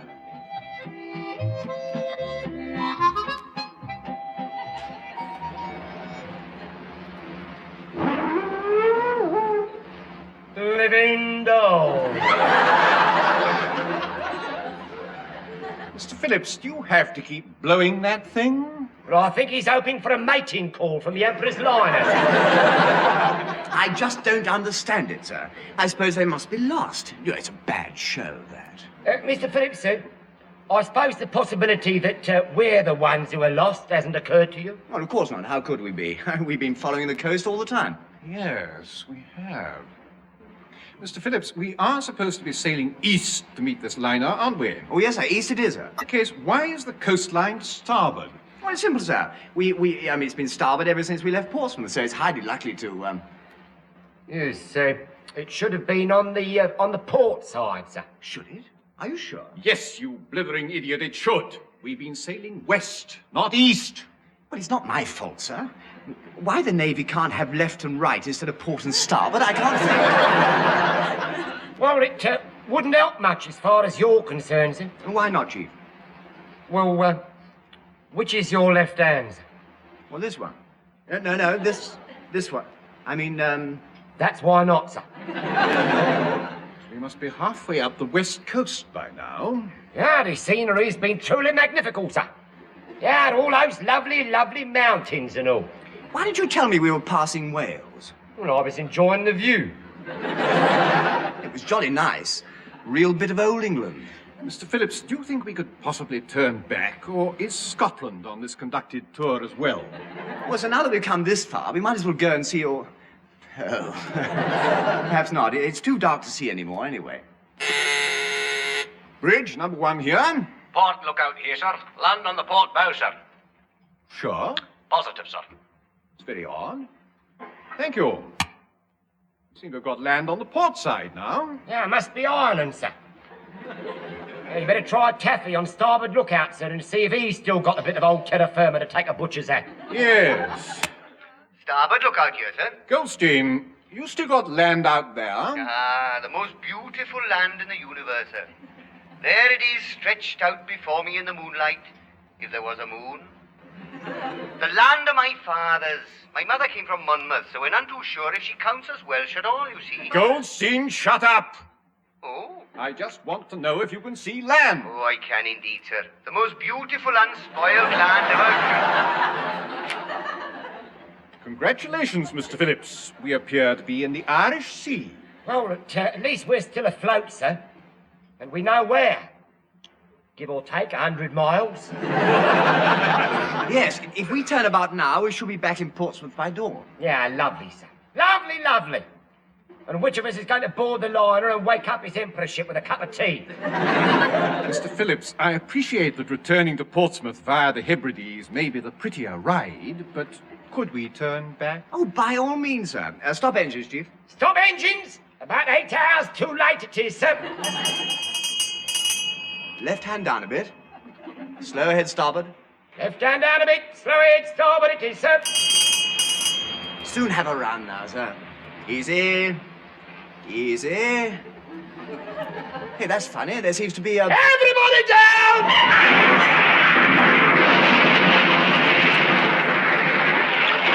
Blimey, we've hit land full.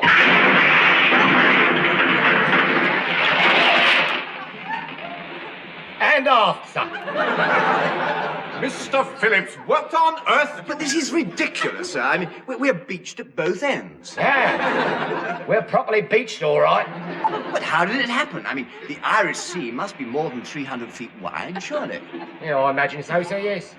Otherwise, it would hardly be worth the ferry boats getting steam up. When they'd be able to do the return trip on one knob of coal. Perhaps I should have asked the two lookouts how far off this land was. Yeah, might have helped, sir. On having a closer butchers, we seem to have been sailing in an oversized ditch.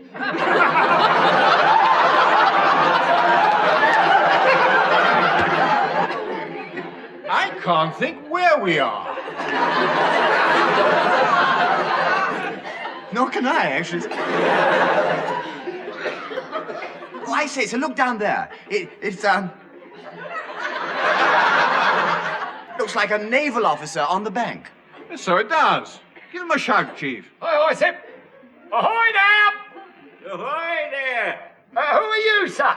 I'm the captain, you fool. Blimey, it's Lieutenant Commander Staunton, sir. What are you doing on land, sir? I'm recovering, old fruit.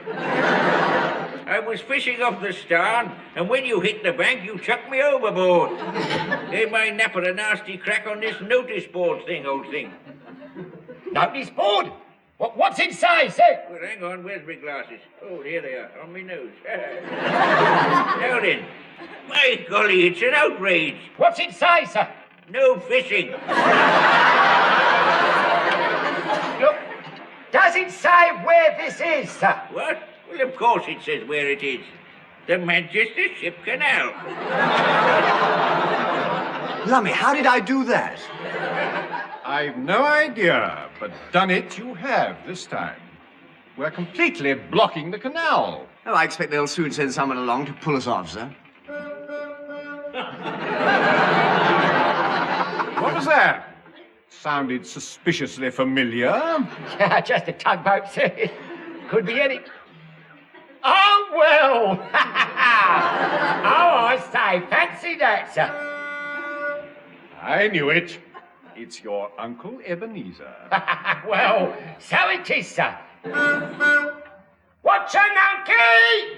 How's this for the old jackpot, then?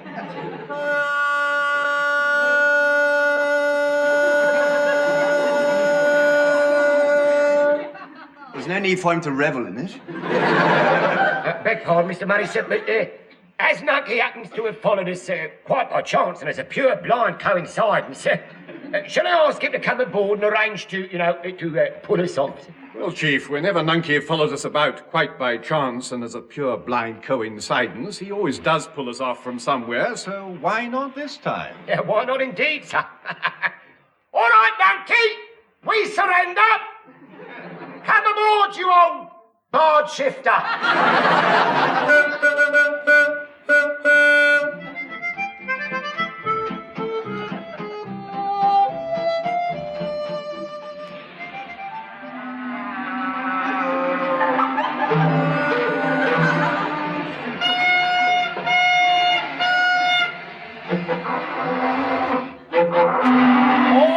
All right.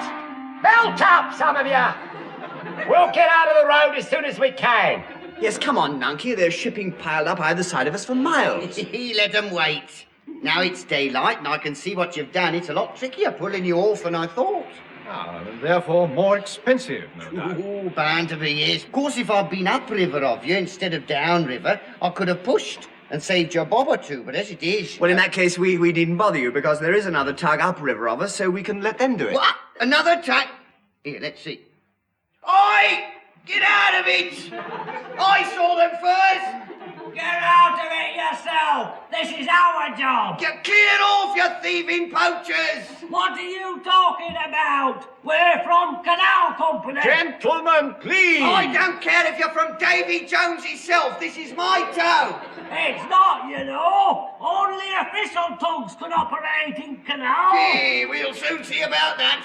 I've got me hawsers on her. So have we, Tom. Out of the road, you lot. I must get aboard me tug. But it's not your... You'll never stop Nunkey now, sir. This is war. Blimey, we're no man's land. Nunkey's taking the strain, sir. Yeah, so the other lot, this side. We're beginning to move. Starn's coming round, sir. And now it's going back again. This is ridiculous. Cut Nunkey's hawser, Chief, quick. I'd rather not, sir. Look, there's been enough trouble in the family lately to do anything like this. Cut that confounded hawser, Chief. Aye, aye, sir. Cut the starboard hawser, sir. Cut the starboard hawser, it is.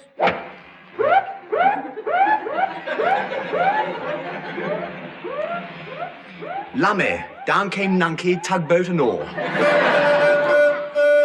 No, Mr. Phillips, not Nunkey. You ordered the wrong hawser to be cut, Chief. The Manchester Ship Canal Company seemed to have a tug returning to base at a fine old turn of speed. Well, sir. Yes, I saw you fancy that, sir. Yes. I wondered how I made a mistake like that. Oh, yeah. Must have been in the heat of the moment, sir. It slipped in a second of panic for which I... Oh, I'm sure it was. Never mind, at least Nunkey's getting us round, and we may get home eventually. Excuse me, sir. What is it? You're from the wireless room, aren't you? Yes, sir. Urgent signal from Commander Povey, Portsmouth. You didn't acknowledge receiving it, I trust. Not yet, sir, no. Not until you've read it and seen whether you want to receive it, sir.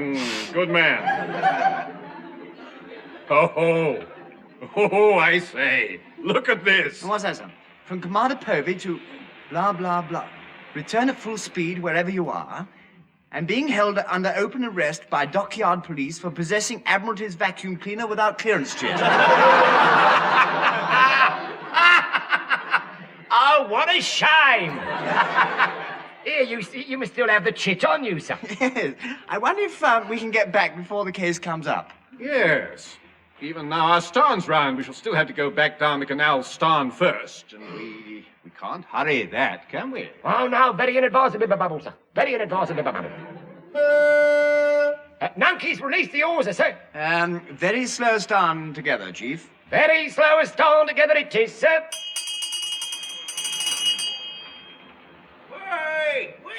Wait for me, old fruit. Well, who was it? Good gracious, it's the captain running along the bank. Hey, come back. Wait. Pull in and let me get on, for pity's sake. Sir, look, he's been chased. What? Lummy, they're gamekeepers. He must have been fishing. Stop, number one. They're after me. Let me get aboard. Miss me. Keep off, you murderer. Stop engines, Chief, before they get his starn with both barrels. Aye, sir. Help! Oh, I'm nearly done. Wait. Keep going, sir. We'll pick you up at the next request stop. Stop that at once. Stop it, I say. I'm out of season.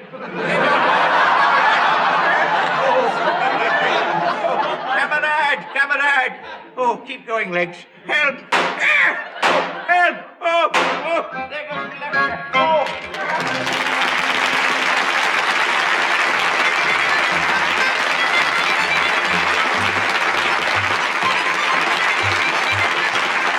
That was Stephen Murray, John Pertwee and Leslie Phillips working their passage in The Navy Lark, written by Laurie Wyman. Stephen Murray was the number one, John Pertwee was the Chief Petty Officer, Leslie Phillips was the Sub-Lieutenant.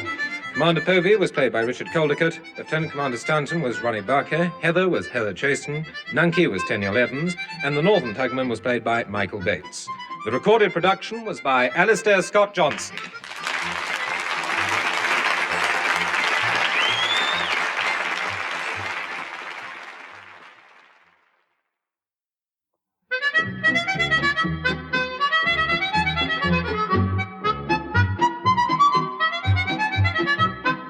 Ladies and gentlemen, we present The Navy Lark, with our 3 stars, John Pertwee, Leslie Phillips, and Stephen Murray.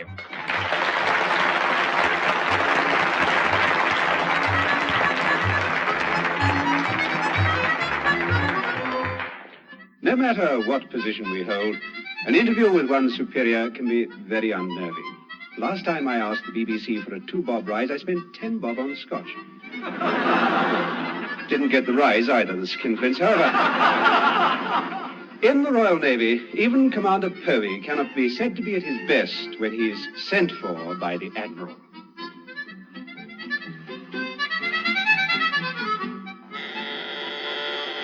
Sir?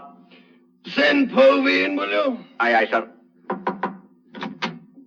Good morning, Admiral. I can't see you now. I'm expecting Commander Povey. But I am Commander Povey. Are you? Well, where is he then? Who, sir? Povey, of course. Where's he gone? I saw him in my outer office a minute ago. That was me you saw, sir. Having his tea out of a saucer? Well, who cares? He can suck it out of the spout if he likes. Why isn't he here? But I am. Oh, gone to Siam. Oh, well, it's just as well. He was always a flaming nuisance when he was here. Really, sir, Oh, do stop waffling, man. You're as bad as Povey. That'll be him now. Hello, Povey. How are things in Siam? I think there must be some mistake. This is the Foreign Office, actually. Who? The Foreign Office, sir. It's Johnson, Whittaker, Smudgley, Smythe speaking, actually, sir. Well, don't all speak at once, will you?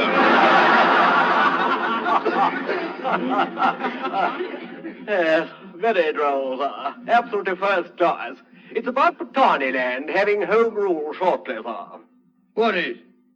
This phone call, sir. We would like you to arrange transport to bring the governor, Sir Willoughby Todhunter Brown, and his wife back to Blighty. Bring his wife back in her nightie? By Jove, I'll go myself. No, sir. Back to England. Right what? Oh, if any of your chaps in Siam see a fellow called Povey knocking about, they might tell him it's a boy.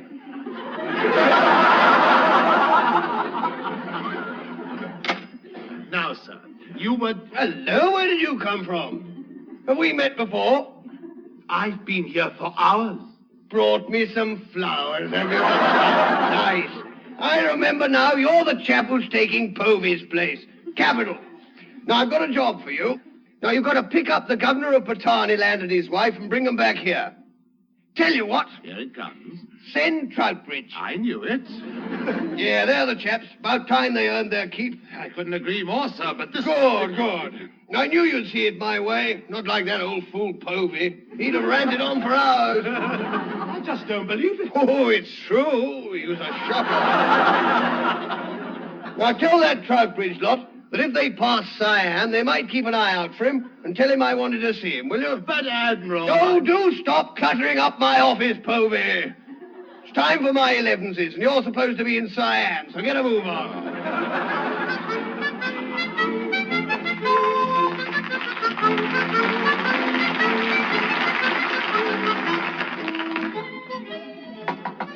Door's closed. Whatever you want, we issued it yesterday, so you've missed it. All right, who is it? It's Lieutenant Commander Staunton, old fruit. Blimey, the captain. One moment, sir.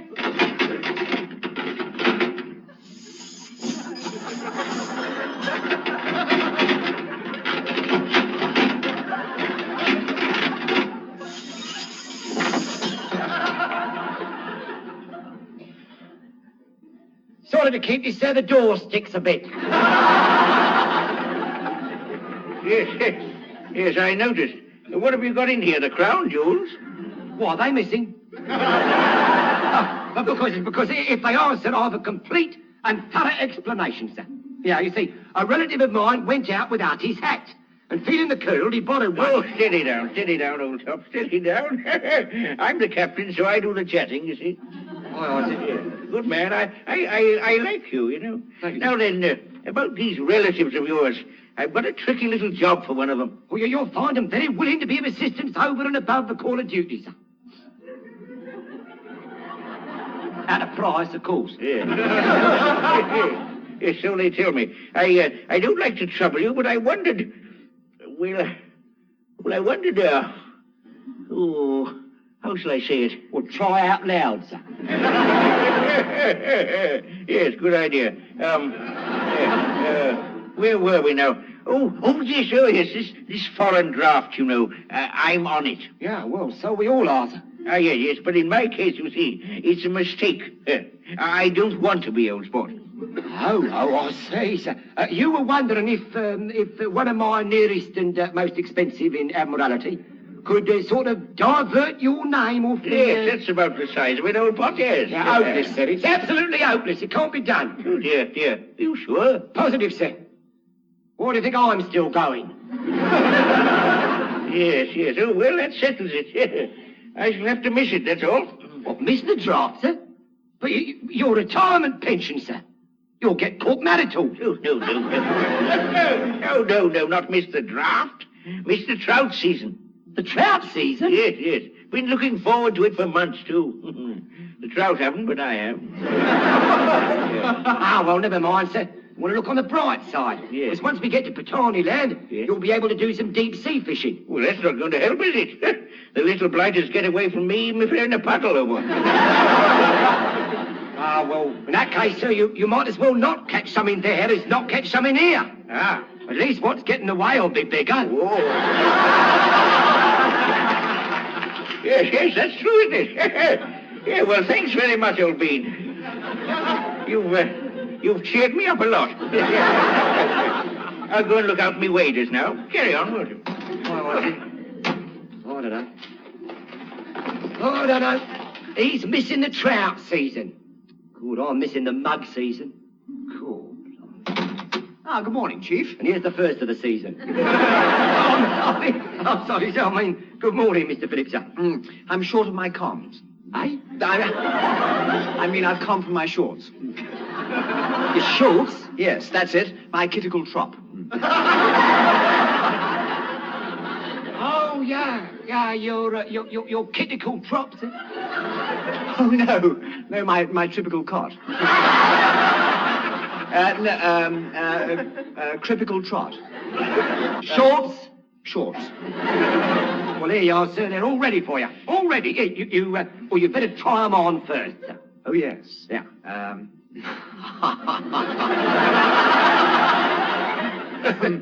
Chief. Hey, sir. Chief, have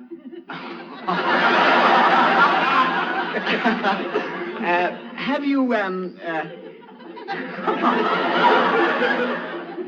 have you got a screen? Oh, sir. Oh, Mr. Phillips, sir. You're modest. Well, it's not that exactly, but, well, I, Don't worry, sir. I'll turn my back. Thanks very much. You're welcome.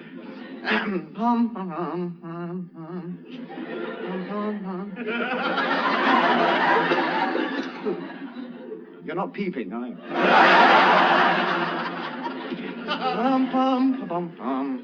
You put your left leg in, and you put your right leg in. Hello, Chief. I was just...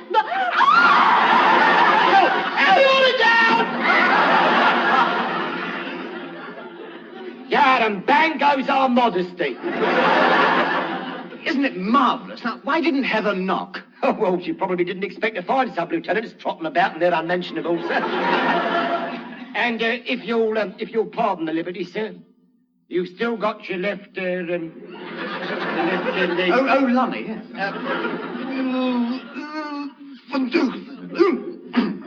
There. Well, Chief, how do I look?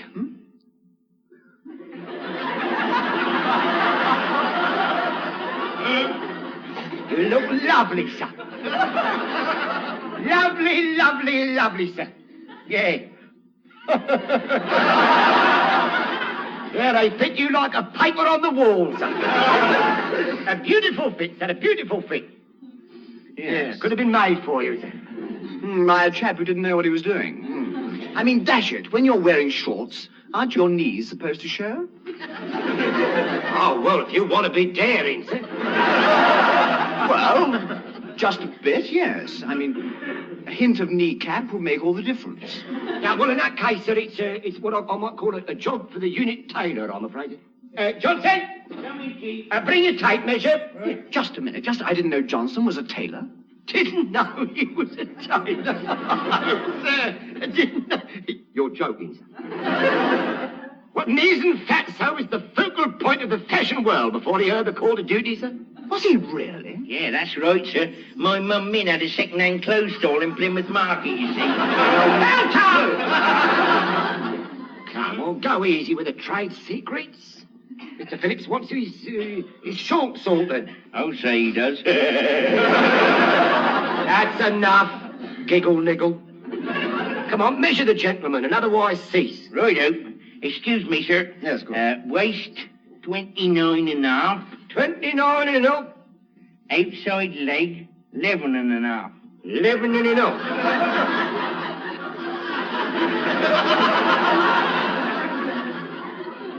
I've shrunk.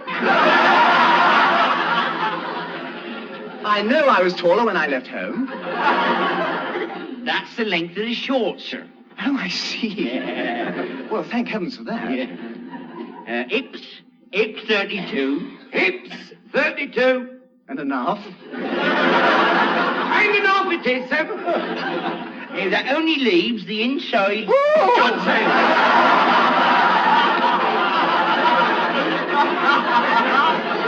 Now, look, Johnson. Next time you do that, warm the tape measure for me.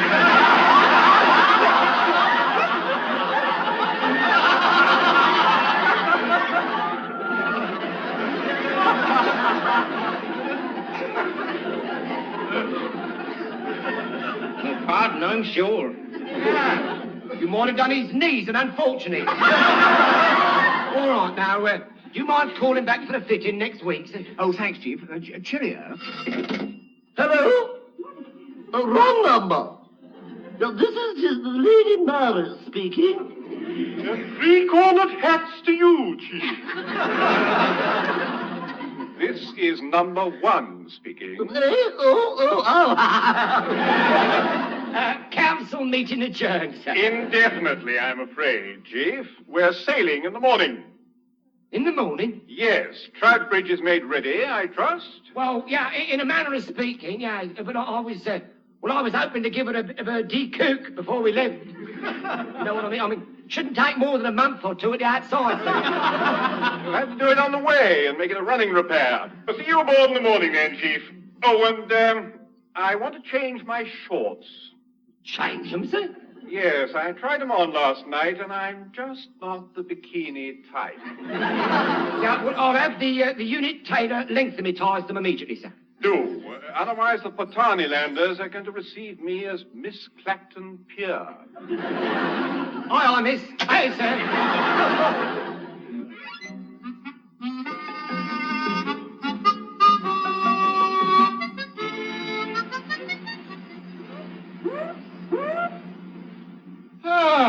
This is the life, all right. Most invigorating. We're even on course so far, aren't we, Mr. Phillips? Nearly, sir. Left hand down a bit.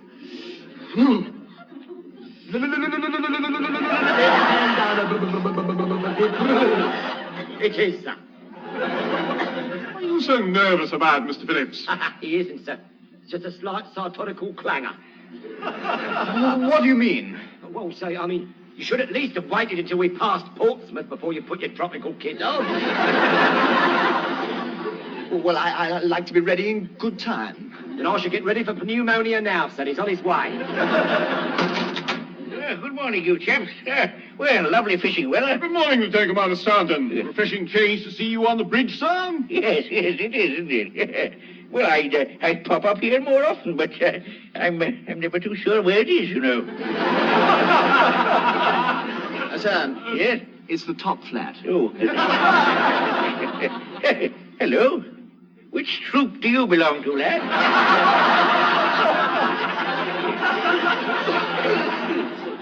Troop, sir? Yes, you're a scout, aren't you? No, sir. Jazzy Knees happens to be Sub-Lieutenant Phillips. Oh, yes. I should have known. Wise owl would never have stood for him. I wish you'd all stop talking about me as if I was a Ralph Reeder export reject. I'm sorry, old socks. You look jolly fetching. Jolly fetching. Here, number 1. We've got to go back at once. It's urgent. Go back, sir? What for? I've forgotten my waders, old fruit. Your waters? No, not my waters, my waders. Well, unless we reach Portarneyland during the monsoon season, I doubt if you'll need them, sir. No, I don't want them for the weather, you dunderhead. I want them for the fishing. But you can't go fishing there, sir.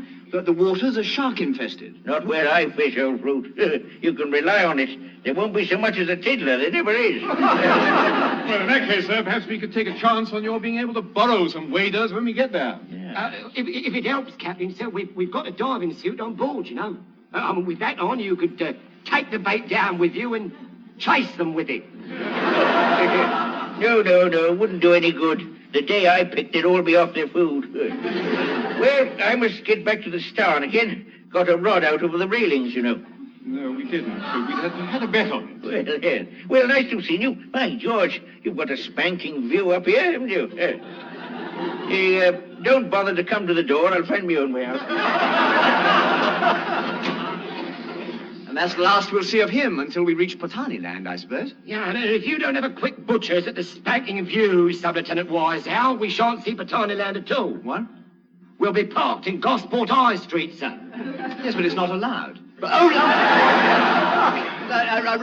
Right hand up, left hand down. Left hand down. Straight around. Straight around. No. Back a bit.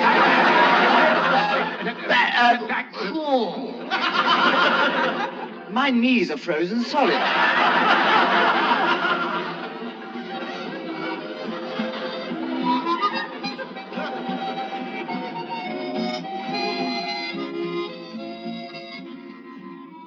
Now, don't forget, you chaps, when the A1 Jolly Fine Sea Lord ship turns up, I want all this luggage stowed aboard pronto. Rest assured, Excellency Governor Tottenham Brown, that all Excellency Governor Tottenham Brown's battered old suitcases will be slung on the fine and magnificent old floating boat with a truly splendid and resounding hurry-up.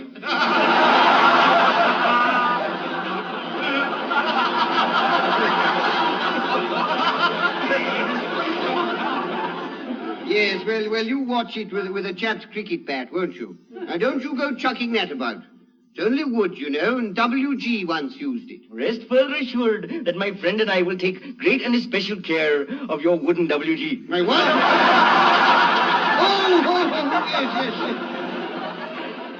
Yes. I see. Well, carry on, you chaps. Yes. Now, I'd better see if Lady Todhunter Brown requires any assistance. She usually does, you know. Willie? What have you got? Coming, my love. Who's I want, Willie? Yes. How are you getting on with your packing, my dear? Well, to tell you the truth, I haven't quite started. I wanted to do the important things first, so naturally I began by tidying up the bar. And that sort of delayed me. Oh, dear. Well, if there were you see, there were so many little drops of this, and so many little drops of that weren't worth taking with us that I thought I ought to dispose of them. Couldn't you have poured them down the sink, my love? Well, certainly not. How could I ever have got them back again? Oh, never mind. I've been making a home brew with the Portarneyland Ladies Guild. The vicar showed us. What? Well, it didn't exactly show us. It should have been a non-alcoholic ginger wine, but mine sort of turned out just to be gin. I'm into you roaring trains. But you can't do things like that, Amelia. Oh, I've been very careful, dear. I never sold a drop until it was practically cold. What is it?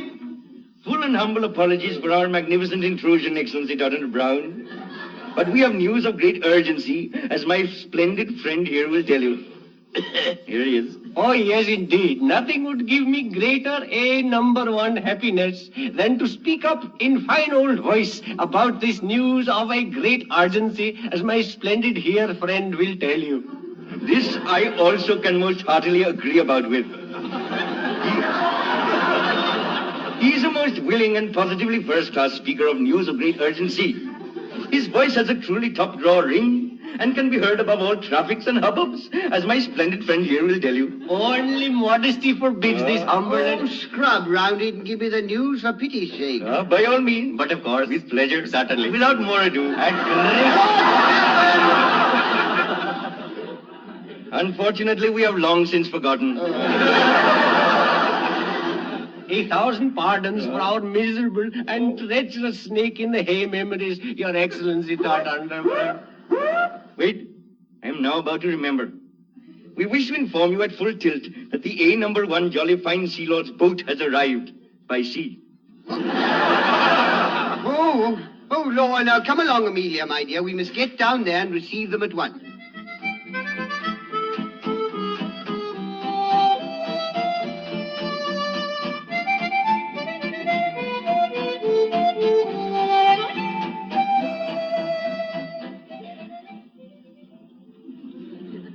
There you are, you see? They were all wrong. I got you here safe and sound. Yes, you did. After a series of assorted courtesy visits to Hong Kong, New Guinea, Ceylon, and others too numerous to mention, but in each one you claim to have got us to Portarneyland safe and sound. Well, I was bound to be right in the end, wasn't I? Well, after our third call at Yokohama, I was beginning to wonder. Ah, lovely spot that. Real bit of old Japan. Bridge number 1 here. Ops room here, sir. We're getting something funny on radar screen, sir. Oh, really, are you? Well, let me know when wagon train comes on. We'd be much more obliged if you'd pop down now, sir. Oh. What's it seem to be reading? Well, I can't understand it, sir. But my bet is a submarine lying doggo on seabed. What? Submarines? Only, permission to lower boat, sir. Abandon ship! Women and Pertwee first! Anybody else? Stop that at once, Chief. Hello? Have you tried to establish radio contact? Continuously, sir. All we get back is a lot of bubbling. Bubbling? No, bubbling, sir. And we got no subs in this area, sir. Very odd. Excuse me, sir, but the governor and his wife are about to come aboard. It's a diplomatical interview. That's what it is, sir. Diplomatical interview. A foreign power is going to sink his excellent ship and his ship as well. He's been in the boats, gents. Follow the blue light. Will you stop that, Chief? It's a mistake of some sort. Yeah, it will be if we stay here. Oh, shut up. Then we must receive the governor immediately. Mr. Phillips, do I look all right? Not really, no. You look a bit like Miss Clacton Pier, sir. Oh, come on, for goodness sake, wise owl. To wit, to woo, sir.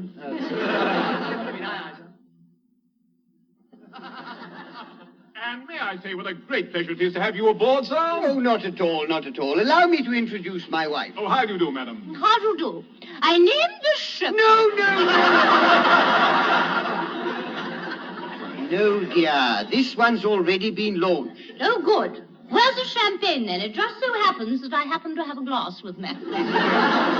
Incidentally, sir, I have to report that you seem to have a submarine in your waters. Really? I don't remember ordering one of them. Well, it's not one of ours, sir. Are you sure? Oh, positive, sir. They only talk bubbling. Do they, by George? Well, there's a very simple remedy for that. Blast them out of the water. What do you mean attack them, sir? Isn't that a bit unkind? Oh, get them up here first and ask questions afterwards, I say. Permission to lower the boat, sir. I thought I'd just nip ashore and munch the old coconut or two. No, Chief. If you'll excuse us, sir, we'd better get back to the bridge. If you and your wife have cared to go to the wardroom, I think you'll find some refreshment. Well, that's the first civil word anybody said to me all day. Come along with me.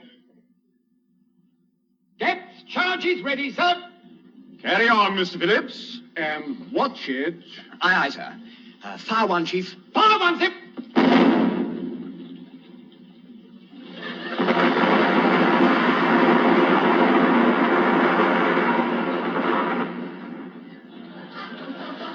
Oh, well, there goes Government House.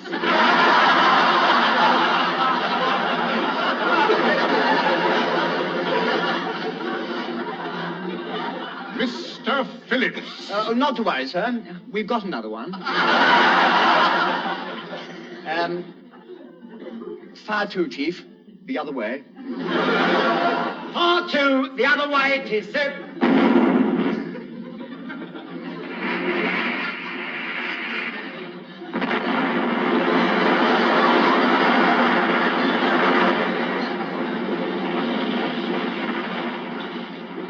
Got it! You've got it, sir. Well done.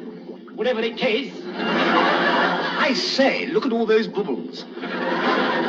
Something should surface any minute. Yeah, look. Look, here comes something now, sir. What the blazes is it? Who did that? Oh, come on, hold up. Who blew my helmet off? Lummy, it's Lieutenant Commander Stanton. You're another bounder. I was just going to bag a big fella, too. Chuck the bait out down there, then bang! no hat. Throw the cat in the line, some of you on deck. I don't want a line, old fruit. I've done with fishing for one day.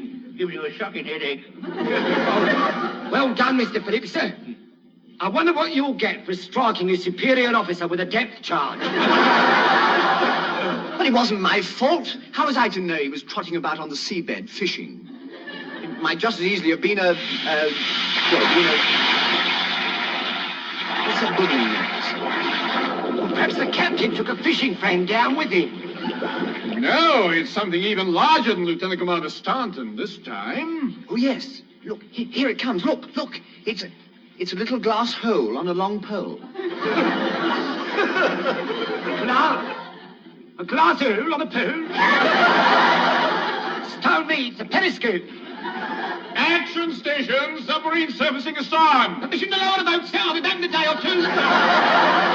Not likely. We're getting out of here. Oh, lovely, sir. Lovely. After an unprovoked attack, it might not be easy to make friends with whoever's in that thing. Full ahead together, Chief. Full ahead together it is, sir. Hey, come back and catch. It's the big fella, and he's after me. Come here. It's the captain. He's still in the drink. Well, chuck him a glass, quick. I mean, chuck him a line, quick. At the tow in. Help, I've caught a whale. Stop. I've run out of bait except me. Help. Oh, keep going, arms. Oh, go away, you brute. Go away. Oh, he's pointing his monocle at me. Oh, goodness. It's on a long pole.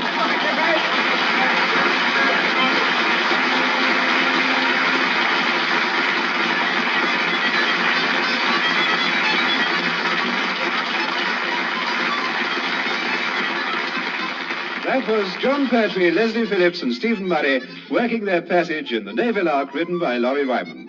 John Pertwee was the Chief Petty Officer, Leslie Phillips was the Sub-Lieutenant, Stephen Murray was the number 1. Commander Povey was played by Richard Caldecott, Sir Willoughby Todhunter Brown was Tenniel Evans, Lady Brown was Heather Chasen, and the 2 Portarneylanders were played by Ronnie Barker and Michael Bates. The recorded production was by Alistair Scott Johnston.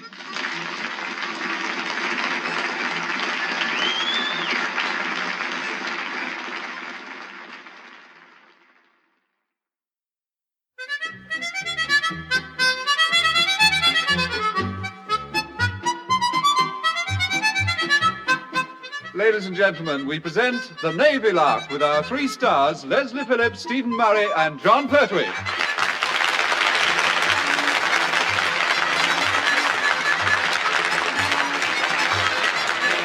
Whatever job you have, be it ever so humble, like announcing, for instance, there's always some idiot who's after it. It was my turn to read the news yesterday, but some youngster with a cut glass voice beat me to the studio. Yes, pity. It was one of those days when everything happened in Welsh towns. Of course, even in the senior service, there are people waiting to jump into other people's shoes. Come in. Oh, it's you, Chief. Yeah, in the flesh pot, sir. Yeah, look, pardon this intrusion call, but look, there's a red-hot buzz going round. A what? Well, spotted. No, sir. No, I mean a right horrible rumour. Well, that's hardly unusual. There's always a right horrible rumour flying about here. Yeah, but this one's different, sir. I didn't start the perisher. Oh, you've got a rival, have you? Well, not exactly, sir, no, but it looks as if Lieutenant Commander Staunton has. The captain has? What are you talking about? A certain high-class bungalow in the village, which is up for sale, sir. Yeah. A certain gent in the gallant service, which I have the honour and privilege to belong to, and therefore duty bound as part of the old country's... all right. Skip the land of hope and glory, Ben. What's this certain gent done? Well, he's put in an highly acceptable offer for this bungalow, sir, with a view to moving in, there and here. What? Yeah. Old Thunderguts is at it again. You mean Commander Povey is trying to buy a bungalow in the village? Well, more than that, sir. Look, according to my relative's grapevine, he's after Lieutenant Commander Staunton's job, sir. What do you think of that? He suggested to Admiralty that it's time the captain was retired. Well, of course it is. He mustn't be. Otherwise, we'll all be in the muck. Yeah, and I'll be in the muckier muck than anybody else. Yes, there is that, of course.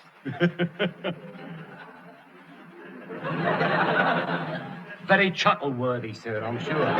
But in case I haven't made myself clear, sir, Commander Povey is all set to amalgamate command of the island with his own job and take over as captain here as soon as Lieutenant Commander Staunton goes. Good gracious. Povey here? It'd be like living on top of Vesuvius. Yeah, exactly, sir. Exactly. Except that the eruptions will be a lot more frequent and a thump inside otter. Do you know what our little empire builder has said to the Admiralty so far? I gather he's reported that the captain is no longer physically fit for command, sir. I see. It looks as if we'll just have to prove that the captain is fit, doesn't it? Well, no disrespect to the captain, sir, but well, that's going to be like trying to prove the Tower of London is a new block of council flats. Well, we've got to think of something. Where is he now? In the dinghy, fishing as usual, sir. He caught a dab off Smuggler's Cove last week. He's been anchored out there ever since. What's he hope to catch this time? The Cove was doing the smuggling? Oh, if it ain't any did, sir. I only just saw him. No. No, sir, no. No, he's just hoping to become a dab and dags. Well, collect Mr. Phillips and meet me at the jetty. Ooh, I doubt if Mr. Phillips will be up yet, sir. No, he had a late night last night. Really? Yeah, sir, he didn't get to bed until 10. Well, even if he looks terrible this morning, get him up. We're going out on the launch to have a word with the captain. Oh, I see.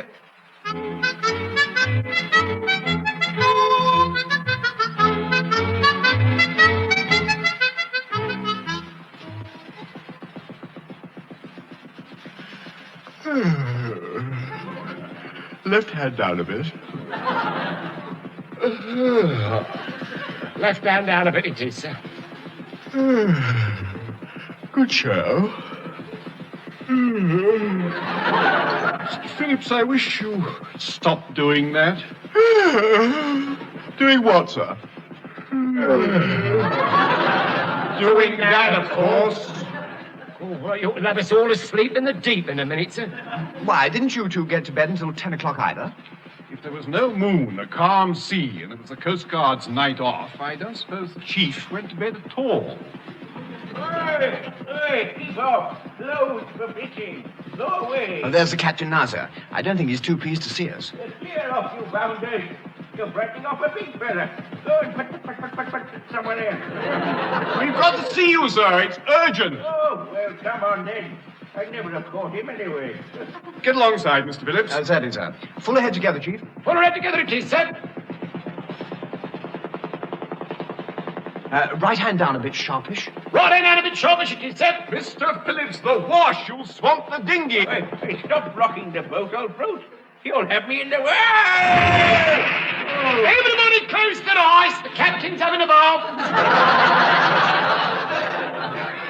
Lummy, fancy the dinghy overturning like that. Bad workmanship somewhere. Well, hardly, Mr. Phillips. They're not built for riding over Niagara Falls. I suppose I did chuck up a bit of wash, didn't I? Yeah, just a bit, sir. When it reaches the shore, I reckon half the village will start building arks. Yes, how much longer are you going to leave me in here bobbing about? I feel like a plastic duck. Oh, Lord, they've pulled the captain out, Chief. Oh, I said, this way, sir, come on, to me. Yes, from me, old fruit. Up to Daisy, come to Chiefy. Oh, I'm soaked, old sport. Oh, and I'm frozen. Look, my hands have all gone blue. Oh, help, it's frostbite. Where's the little doggy with the little barrel? Here, boy. No, sir. No, it's all right, sir. What? Don't worry, sir, Captain. It's only the dye out of your sleeves. What? Oh, yes, so it is, old cockalorum. Well, that's a relief. By George, I thought my little puddies had had it then. I'm sure we're all very relieved about your little puddies being safe, sir. Oh, jolly nice of you. They're game little chaps. However, sir, we're not at all sure that you're safe. Why, is the launch leaking? Oh, no, sir. Thunder Squeak has done his nuts. What? I mean, Squeaky Nuts has thundered. I think you ought to have tipped him in the water, you know. Temptation which is always with us, sir. Look, Mr. Phillips was trying to say that Commander Povey has put the squeak in at Admiralty, sir, and he's after your job here. What?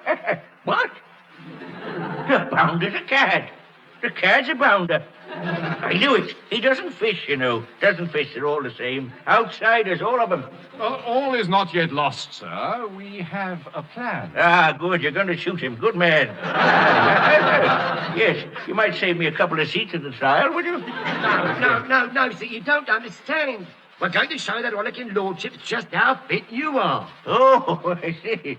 Well, I'm sunk then. Well, cheerio, chaps. It's been nice knowing you. Well, it's perfectly simple, sir. You see, we're putting you down for the local harriers and entering you for the long-distance cross-country run, sir. Are you, old sock? Well, cheerio. It's been nice knowing you. We didn't say you'd actually be doing any running, sir. No, you didn't. I'll tell you something else, too. I'm not doing any. We don't want you to, sir. Well, we're fielding a substitute in your name. So all you'll have to do is to trot off at the start and trot in at the finish, sir. The other chap will do the trot in between. No, it still sounds a trot too much, old tank. Couldn't he do the start and finish as well? No, I'm afraid not. So look, but don't you worry. I've already got a certain rating marked down for the trot in between. And provided the countryside don't give way under him, he'll see you set up a record, all right?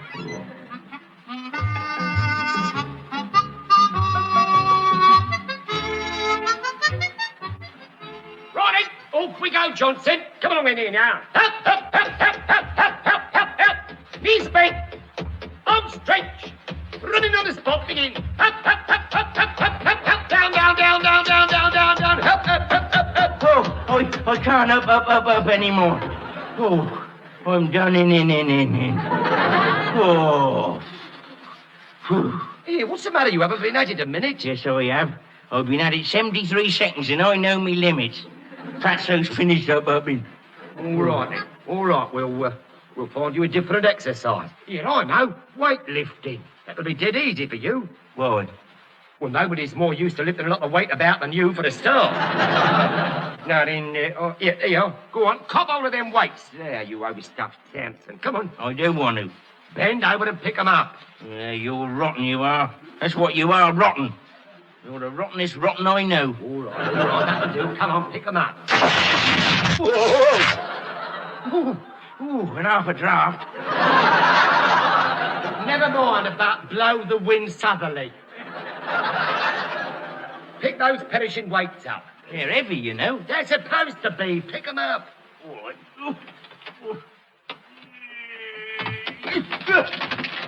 What's that noise?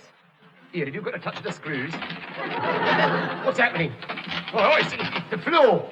Here, that's how. You're going through the floor. Put them down. Hey! Going down! Help! Where did everybody go? It's an eclipse. Fatso's fallen off the floor. Come out of there, you steaming nit. You're in the foundations. Come on, stand up. I'll give you a hand. Right, Okie. Oh, my head. Look, stop knocking the joists about, you clown. The hole's over here. I know where the hole is. It's in my head. Well, stop worrying about it. There's nothing in it to fall out. Not now, there isn't. Ah, good morning, Chief. What? Oh, good morning, sir. How are things going? Well, in a manner of speaking, they just go. Fatso just sort of popped out for a minute. I'm back. Peebo. Good gracious, yeah. Chief, are you sure you're not overdoing this training schedule? No, sir, why? Well, surely Johnson used to be a lot taller than that. No, sir. No, you don't understand. You see, he's like an ice burglar, sir. Yeah, 2/3 of him are below the surface. What? Oh, I see. Popham seems to have fallen out of his world, hasn't it? Yeah, when I picked them flaming weights up, it fell out of me shorts and all. Quite. Well, don't let me keep you from your training, Johnson. I'm sure you want to get down to things. Ooh. I wouldn't dice with him, sir. He's in training and a bit savage at the moment. It's the red meat what does it. 2 more days of this caper and I won't be safe off the lead. Get me out of this hole. I want to eat him. Get back. Go on, down, Rover. Johnson, stop that at once. You're supposed to be a harrier, not a terrier. Well, he's rotten. Oh, yes, agree. Keep up the training. Don't want to. Oh, now. Come on. No. Just for me. Oh, well, all right. Good lad. But it's not a little trot. No, it's a flaming liberty. You're going to do it, so come out of that earl and get training. Oh, not likely. I'm safe down here. You can't up when you're up to your up in floorboards. Johnson, come out of there at once. Oh, thank you, sir. All right. Please yourself. But if you don't come out, we'll just have to hold your court marital round you. Hey, what court marital? I think I'm right in saying it's a court marital offence to damage Admiralty property. To wit, floorboards, isn't it? Oh, definitely. Then there's, refusing to obey an order from a superior officer. Yes. And being improperly dressed. Out, Johnson's coming out. Up, step on the top. Up we go. Up. Knees bent, arms flexed, running on the spot, beating. Up. Down, up, down, hands around, crossing to the wall. Everything's ready. Oh, well.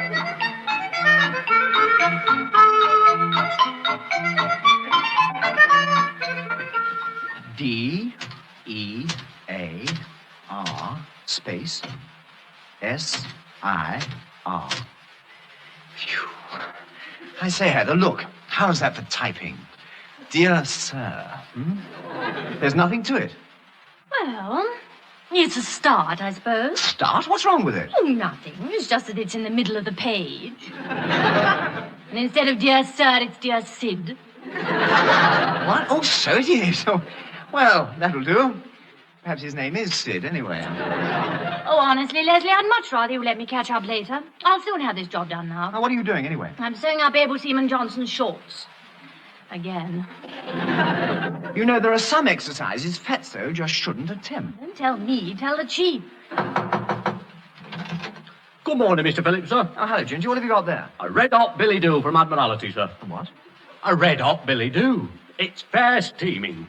I bet it's not steaming as much as your friend Johnson is. My friend Johnson is no longer my friend Johnson, miss. Oh, why not? Well, he caused a nasty scene in pub last night. Being in training, he ordered a tomato juice, and there were a marine on the other side of us. Lummy, what happened? A slight difference of opinion, culminating with me spending all this morning trying to get tomato juice off the uniform. What's this Bally Red Hot do? I mean your hot Billy. Your steaming do for. Here. Read it for yourself, sir. Oh, thanks, yes. Oh, I say, this typing's not up to much. Why? Hasn't it got dear Sid in the middle of it? No, it hasn't, no. Well, never mind. Go on, read it. Oh, Lord. Lummy. Cool. Phew. And Lummy again. It's from the Admiral. He wants Lieutenant Commander Stanton to see him at Admiralty straight away. Oh, dear. Now it looks as if the axe is poised. Ah, there. I reckon he's going to bowl up there for his bowler, all right. Good morning, everyone. Good morning. Hello. How do you do? That's what I like. A bright start to the day. When's the funeral? Read this, sir. Oh, Lord. Lummy. Cool. Phew. Lummy again. They were my very words, sir. The old Thunderguts doesn't waste time when he gets the skids under somebody, does he? Oh, it's a shame. I think I'd better go up to Admiralty with Lieutenant Commander Stanton just to make sure he gets there, for one thing. Couldn't I come as well, sir? I know one or two short cuts. With my sense of direction, I could get you there in double the time. No, thanks. You can remain here, and if anyone rings up and asks you anything... Yes, sir? Tell them you don't speak English. Well, what do I do if you ask me anything, sir? Remember what your mother told you. Now, I'd better go and collect the captain. Well, Leslie, a penny for them. Oh, I was just thinking and wondering. Wondering what? Well, Heather. What was it your mother told you? Really?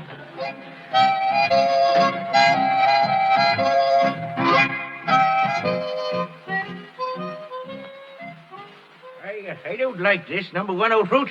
No, couldn't we scrub round this interview nonsense and get back? I ought to be fishing, you know. Yeah, possibly, sir, but just remember all I told you and it'll be all right. Oh, it won't, you know. Why not? Because I've forgotten all you told me, old sport. Ask the Admiral not to make any decisions for a day or two. Well, couldn't you ask him, old fruit? It would sound better coming from you. Why, sir? Well, you're more likely to remember it, for one thing. You see, as soon as I get into the Admiral's office, my mind will be a blank. Mines don't come any blanker than mine, I can tell you. Now, just relax, sir. Just play him like a fish. No, what?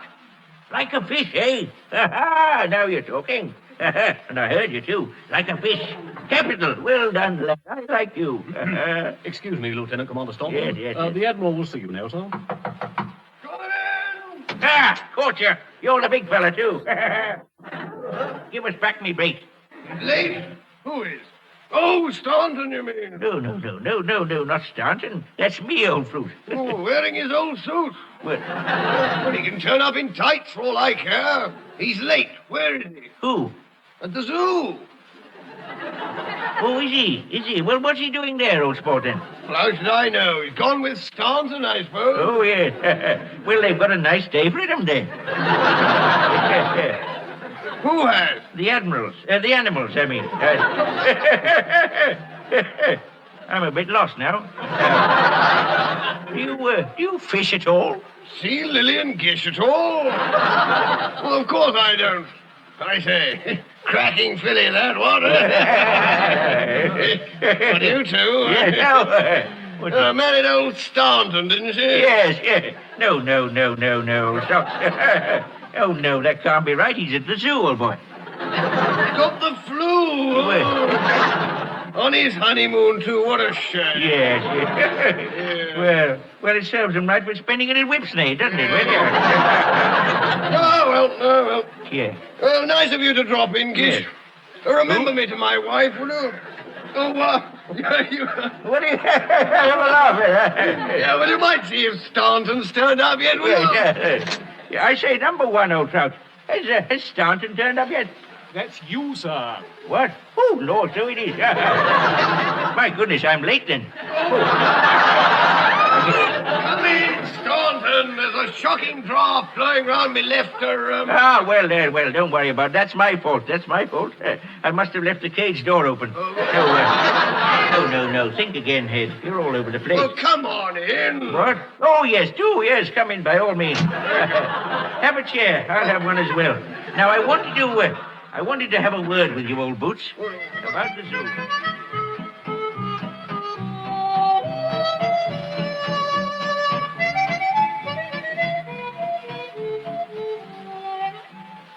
And that, in the words of the Greek poets, has dropped the issue right in the sediment.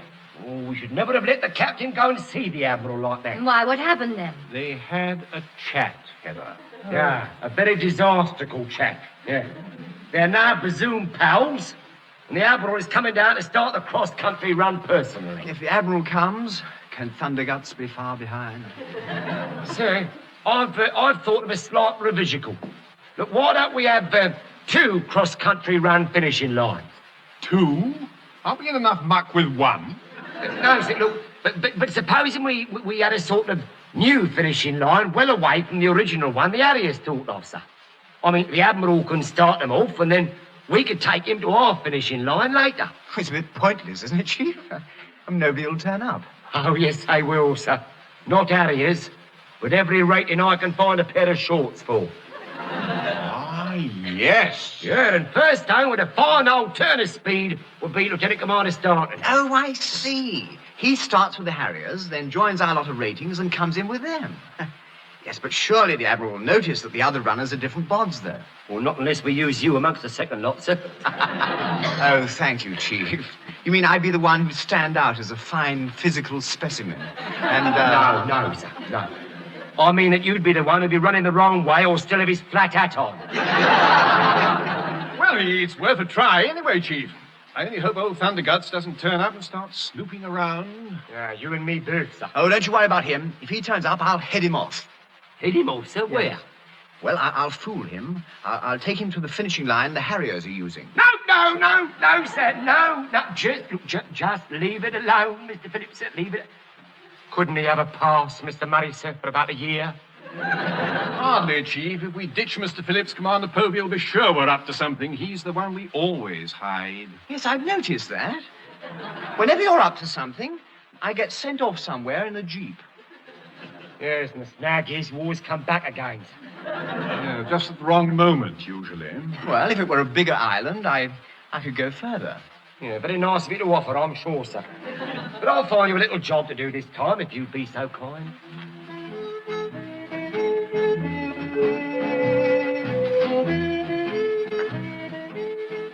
This is ludicrous, number one. Stark, raving ludicrous. All the others were back hours ago.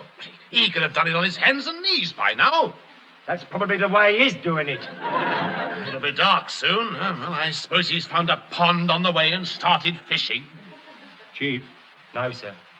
No, there isn't one. I've checked. Well, I wonder what's happened to him. I mean, he only had to run round the corner, then wait for the other chaps from the draft to come along, and he... Belt up! Sir? Aha! I might have guessed there was some chicory-pokery going on. Chicory-pokery, sir? Oh, how could you be so suspicious, sir? Povey, you old fool, where are you? Oh, good grief, the Admiral. Here, sir. Here? Oh, no, thanks. I just had a gin. What are you lot doing out here in the dark? The race was over hours ago. We know, sir, but... Pity you missed it. Staunton won, you know. Am I to understand, sir, that Lieutenant Commander Staunton is back? Of course he is. Came in first. This is the wrong finishing line, you idiot. There's another one round that corner. Come over here, Povey, I'll show you. Blimey, he must have joined the Harriers again on the way back instead of our lot. Oh, no, I didn't know, Fruit. Oh, I'm done. Yeah, I went the whole way with the fools.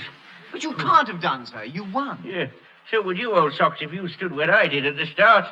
My old China, the Admiral there, he's a bit careless about where he points the starting pistol, you know. I'm saying... You mean, Yes, I do. On your marks, get set, bang! Oh, my word, the agony of it, you know. Oh. No.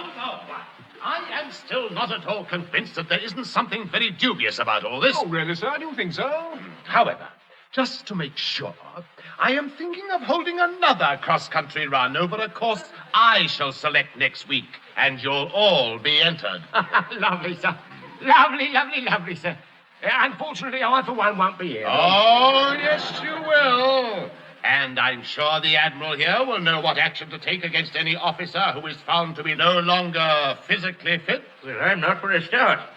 Never will be again either, old Fruit, not after today. Oh, no. Really, Captain. In that case, you wouldn't be thinking of retiring by any chance? Because if you were, I was going to suggest that as the Admiral is here... Well, I wasn't, so don't. Mind you, Povey, if I do have to go, I shall miss having you all here. I don't think you got that quite tight, sir. I mean, quite right, sir. No, sir, no. You'd be the one who is leaving the island, sir, not us. Oh, no, I wouldn't, old Fruit. It's my island. Yeah, eh? It's your what? My island, cloth ears. I bought it for fishing years ago. It's only loaned to Admiralty, you know. You ask my old mate, the Admiral here. Have a beer? Look, how many more times? Oh. I told you I've just had a gin. Oh, well, I haven't. Let's go and have one now, old Cockcroft, shall we? Do you fish at all? What? Oh, yes, I remember. Gish. She married a chap called Staunton who works in the zoo. Oh, did she really? I thought they were sisters. Well, it takes all... Well, Yes, sir, I'm afraid you are. His island? His island? I'll never get you lot off here now. Mr. Phillips, sir. What's the matter now? Look, I've been thinking, when all our ratings came into this finishing line here, I don't remember seeing Fatso amongst them, do you? No, I don't. We could have missed him, I suppose. What, that size? Don't be ridiculous. In that case, he must still be, Help, I'm lost. Help.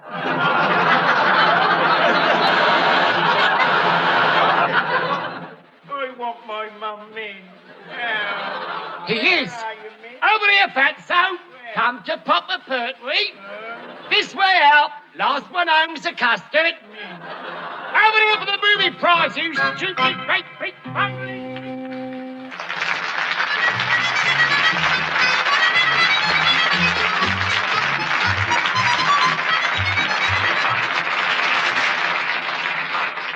And that was Leslie Phillips, Stephen Murray and John Pertwee working their passage in The Navy Lark, written by Laurie Wyman.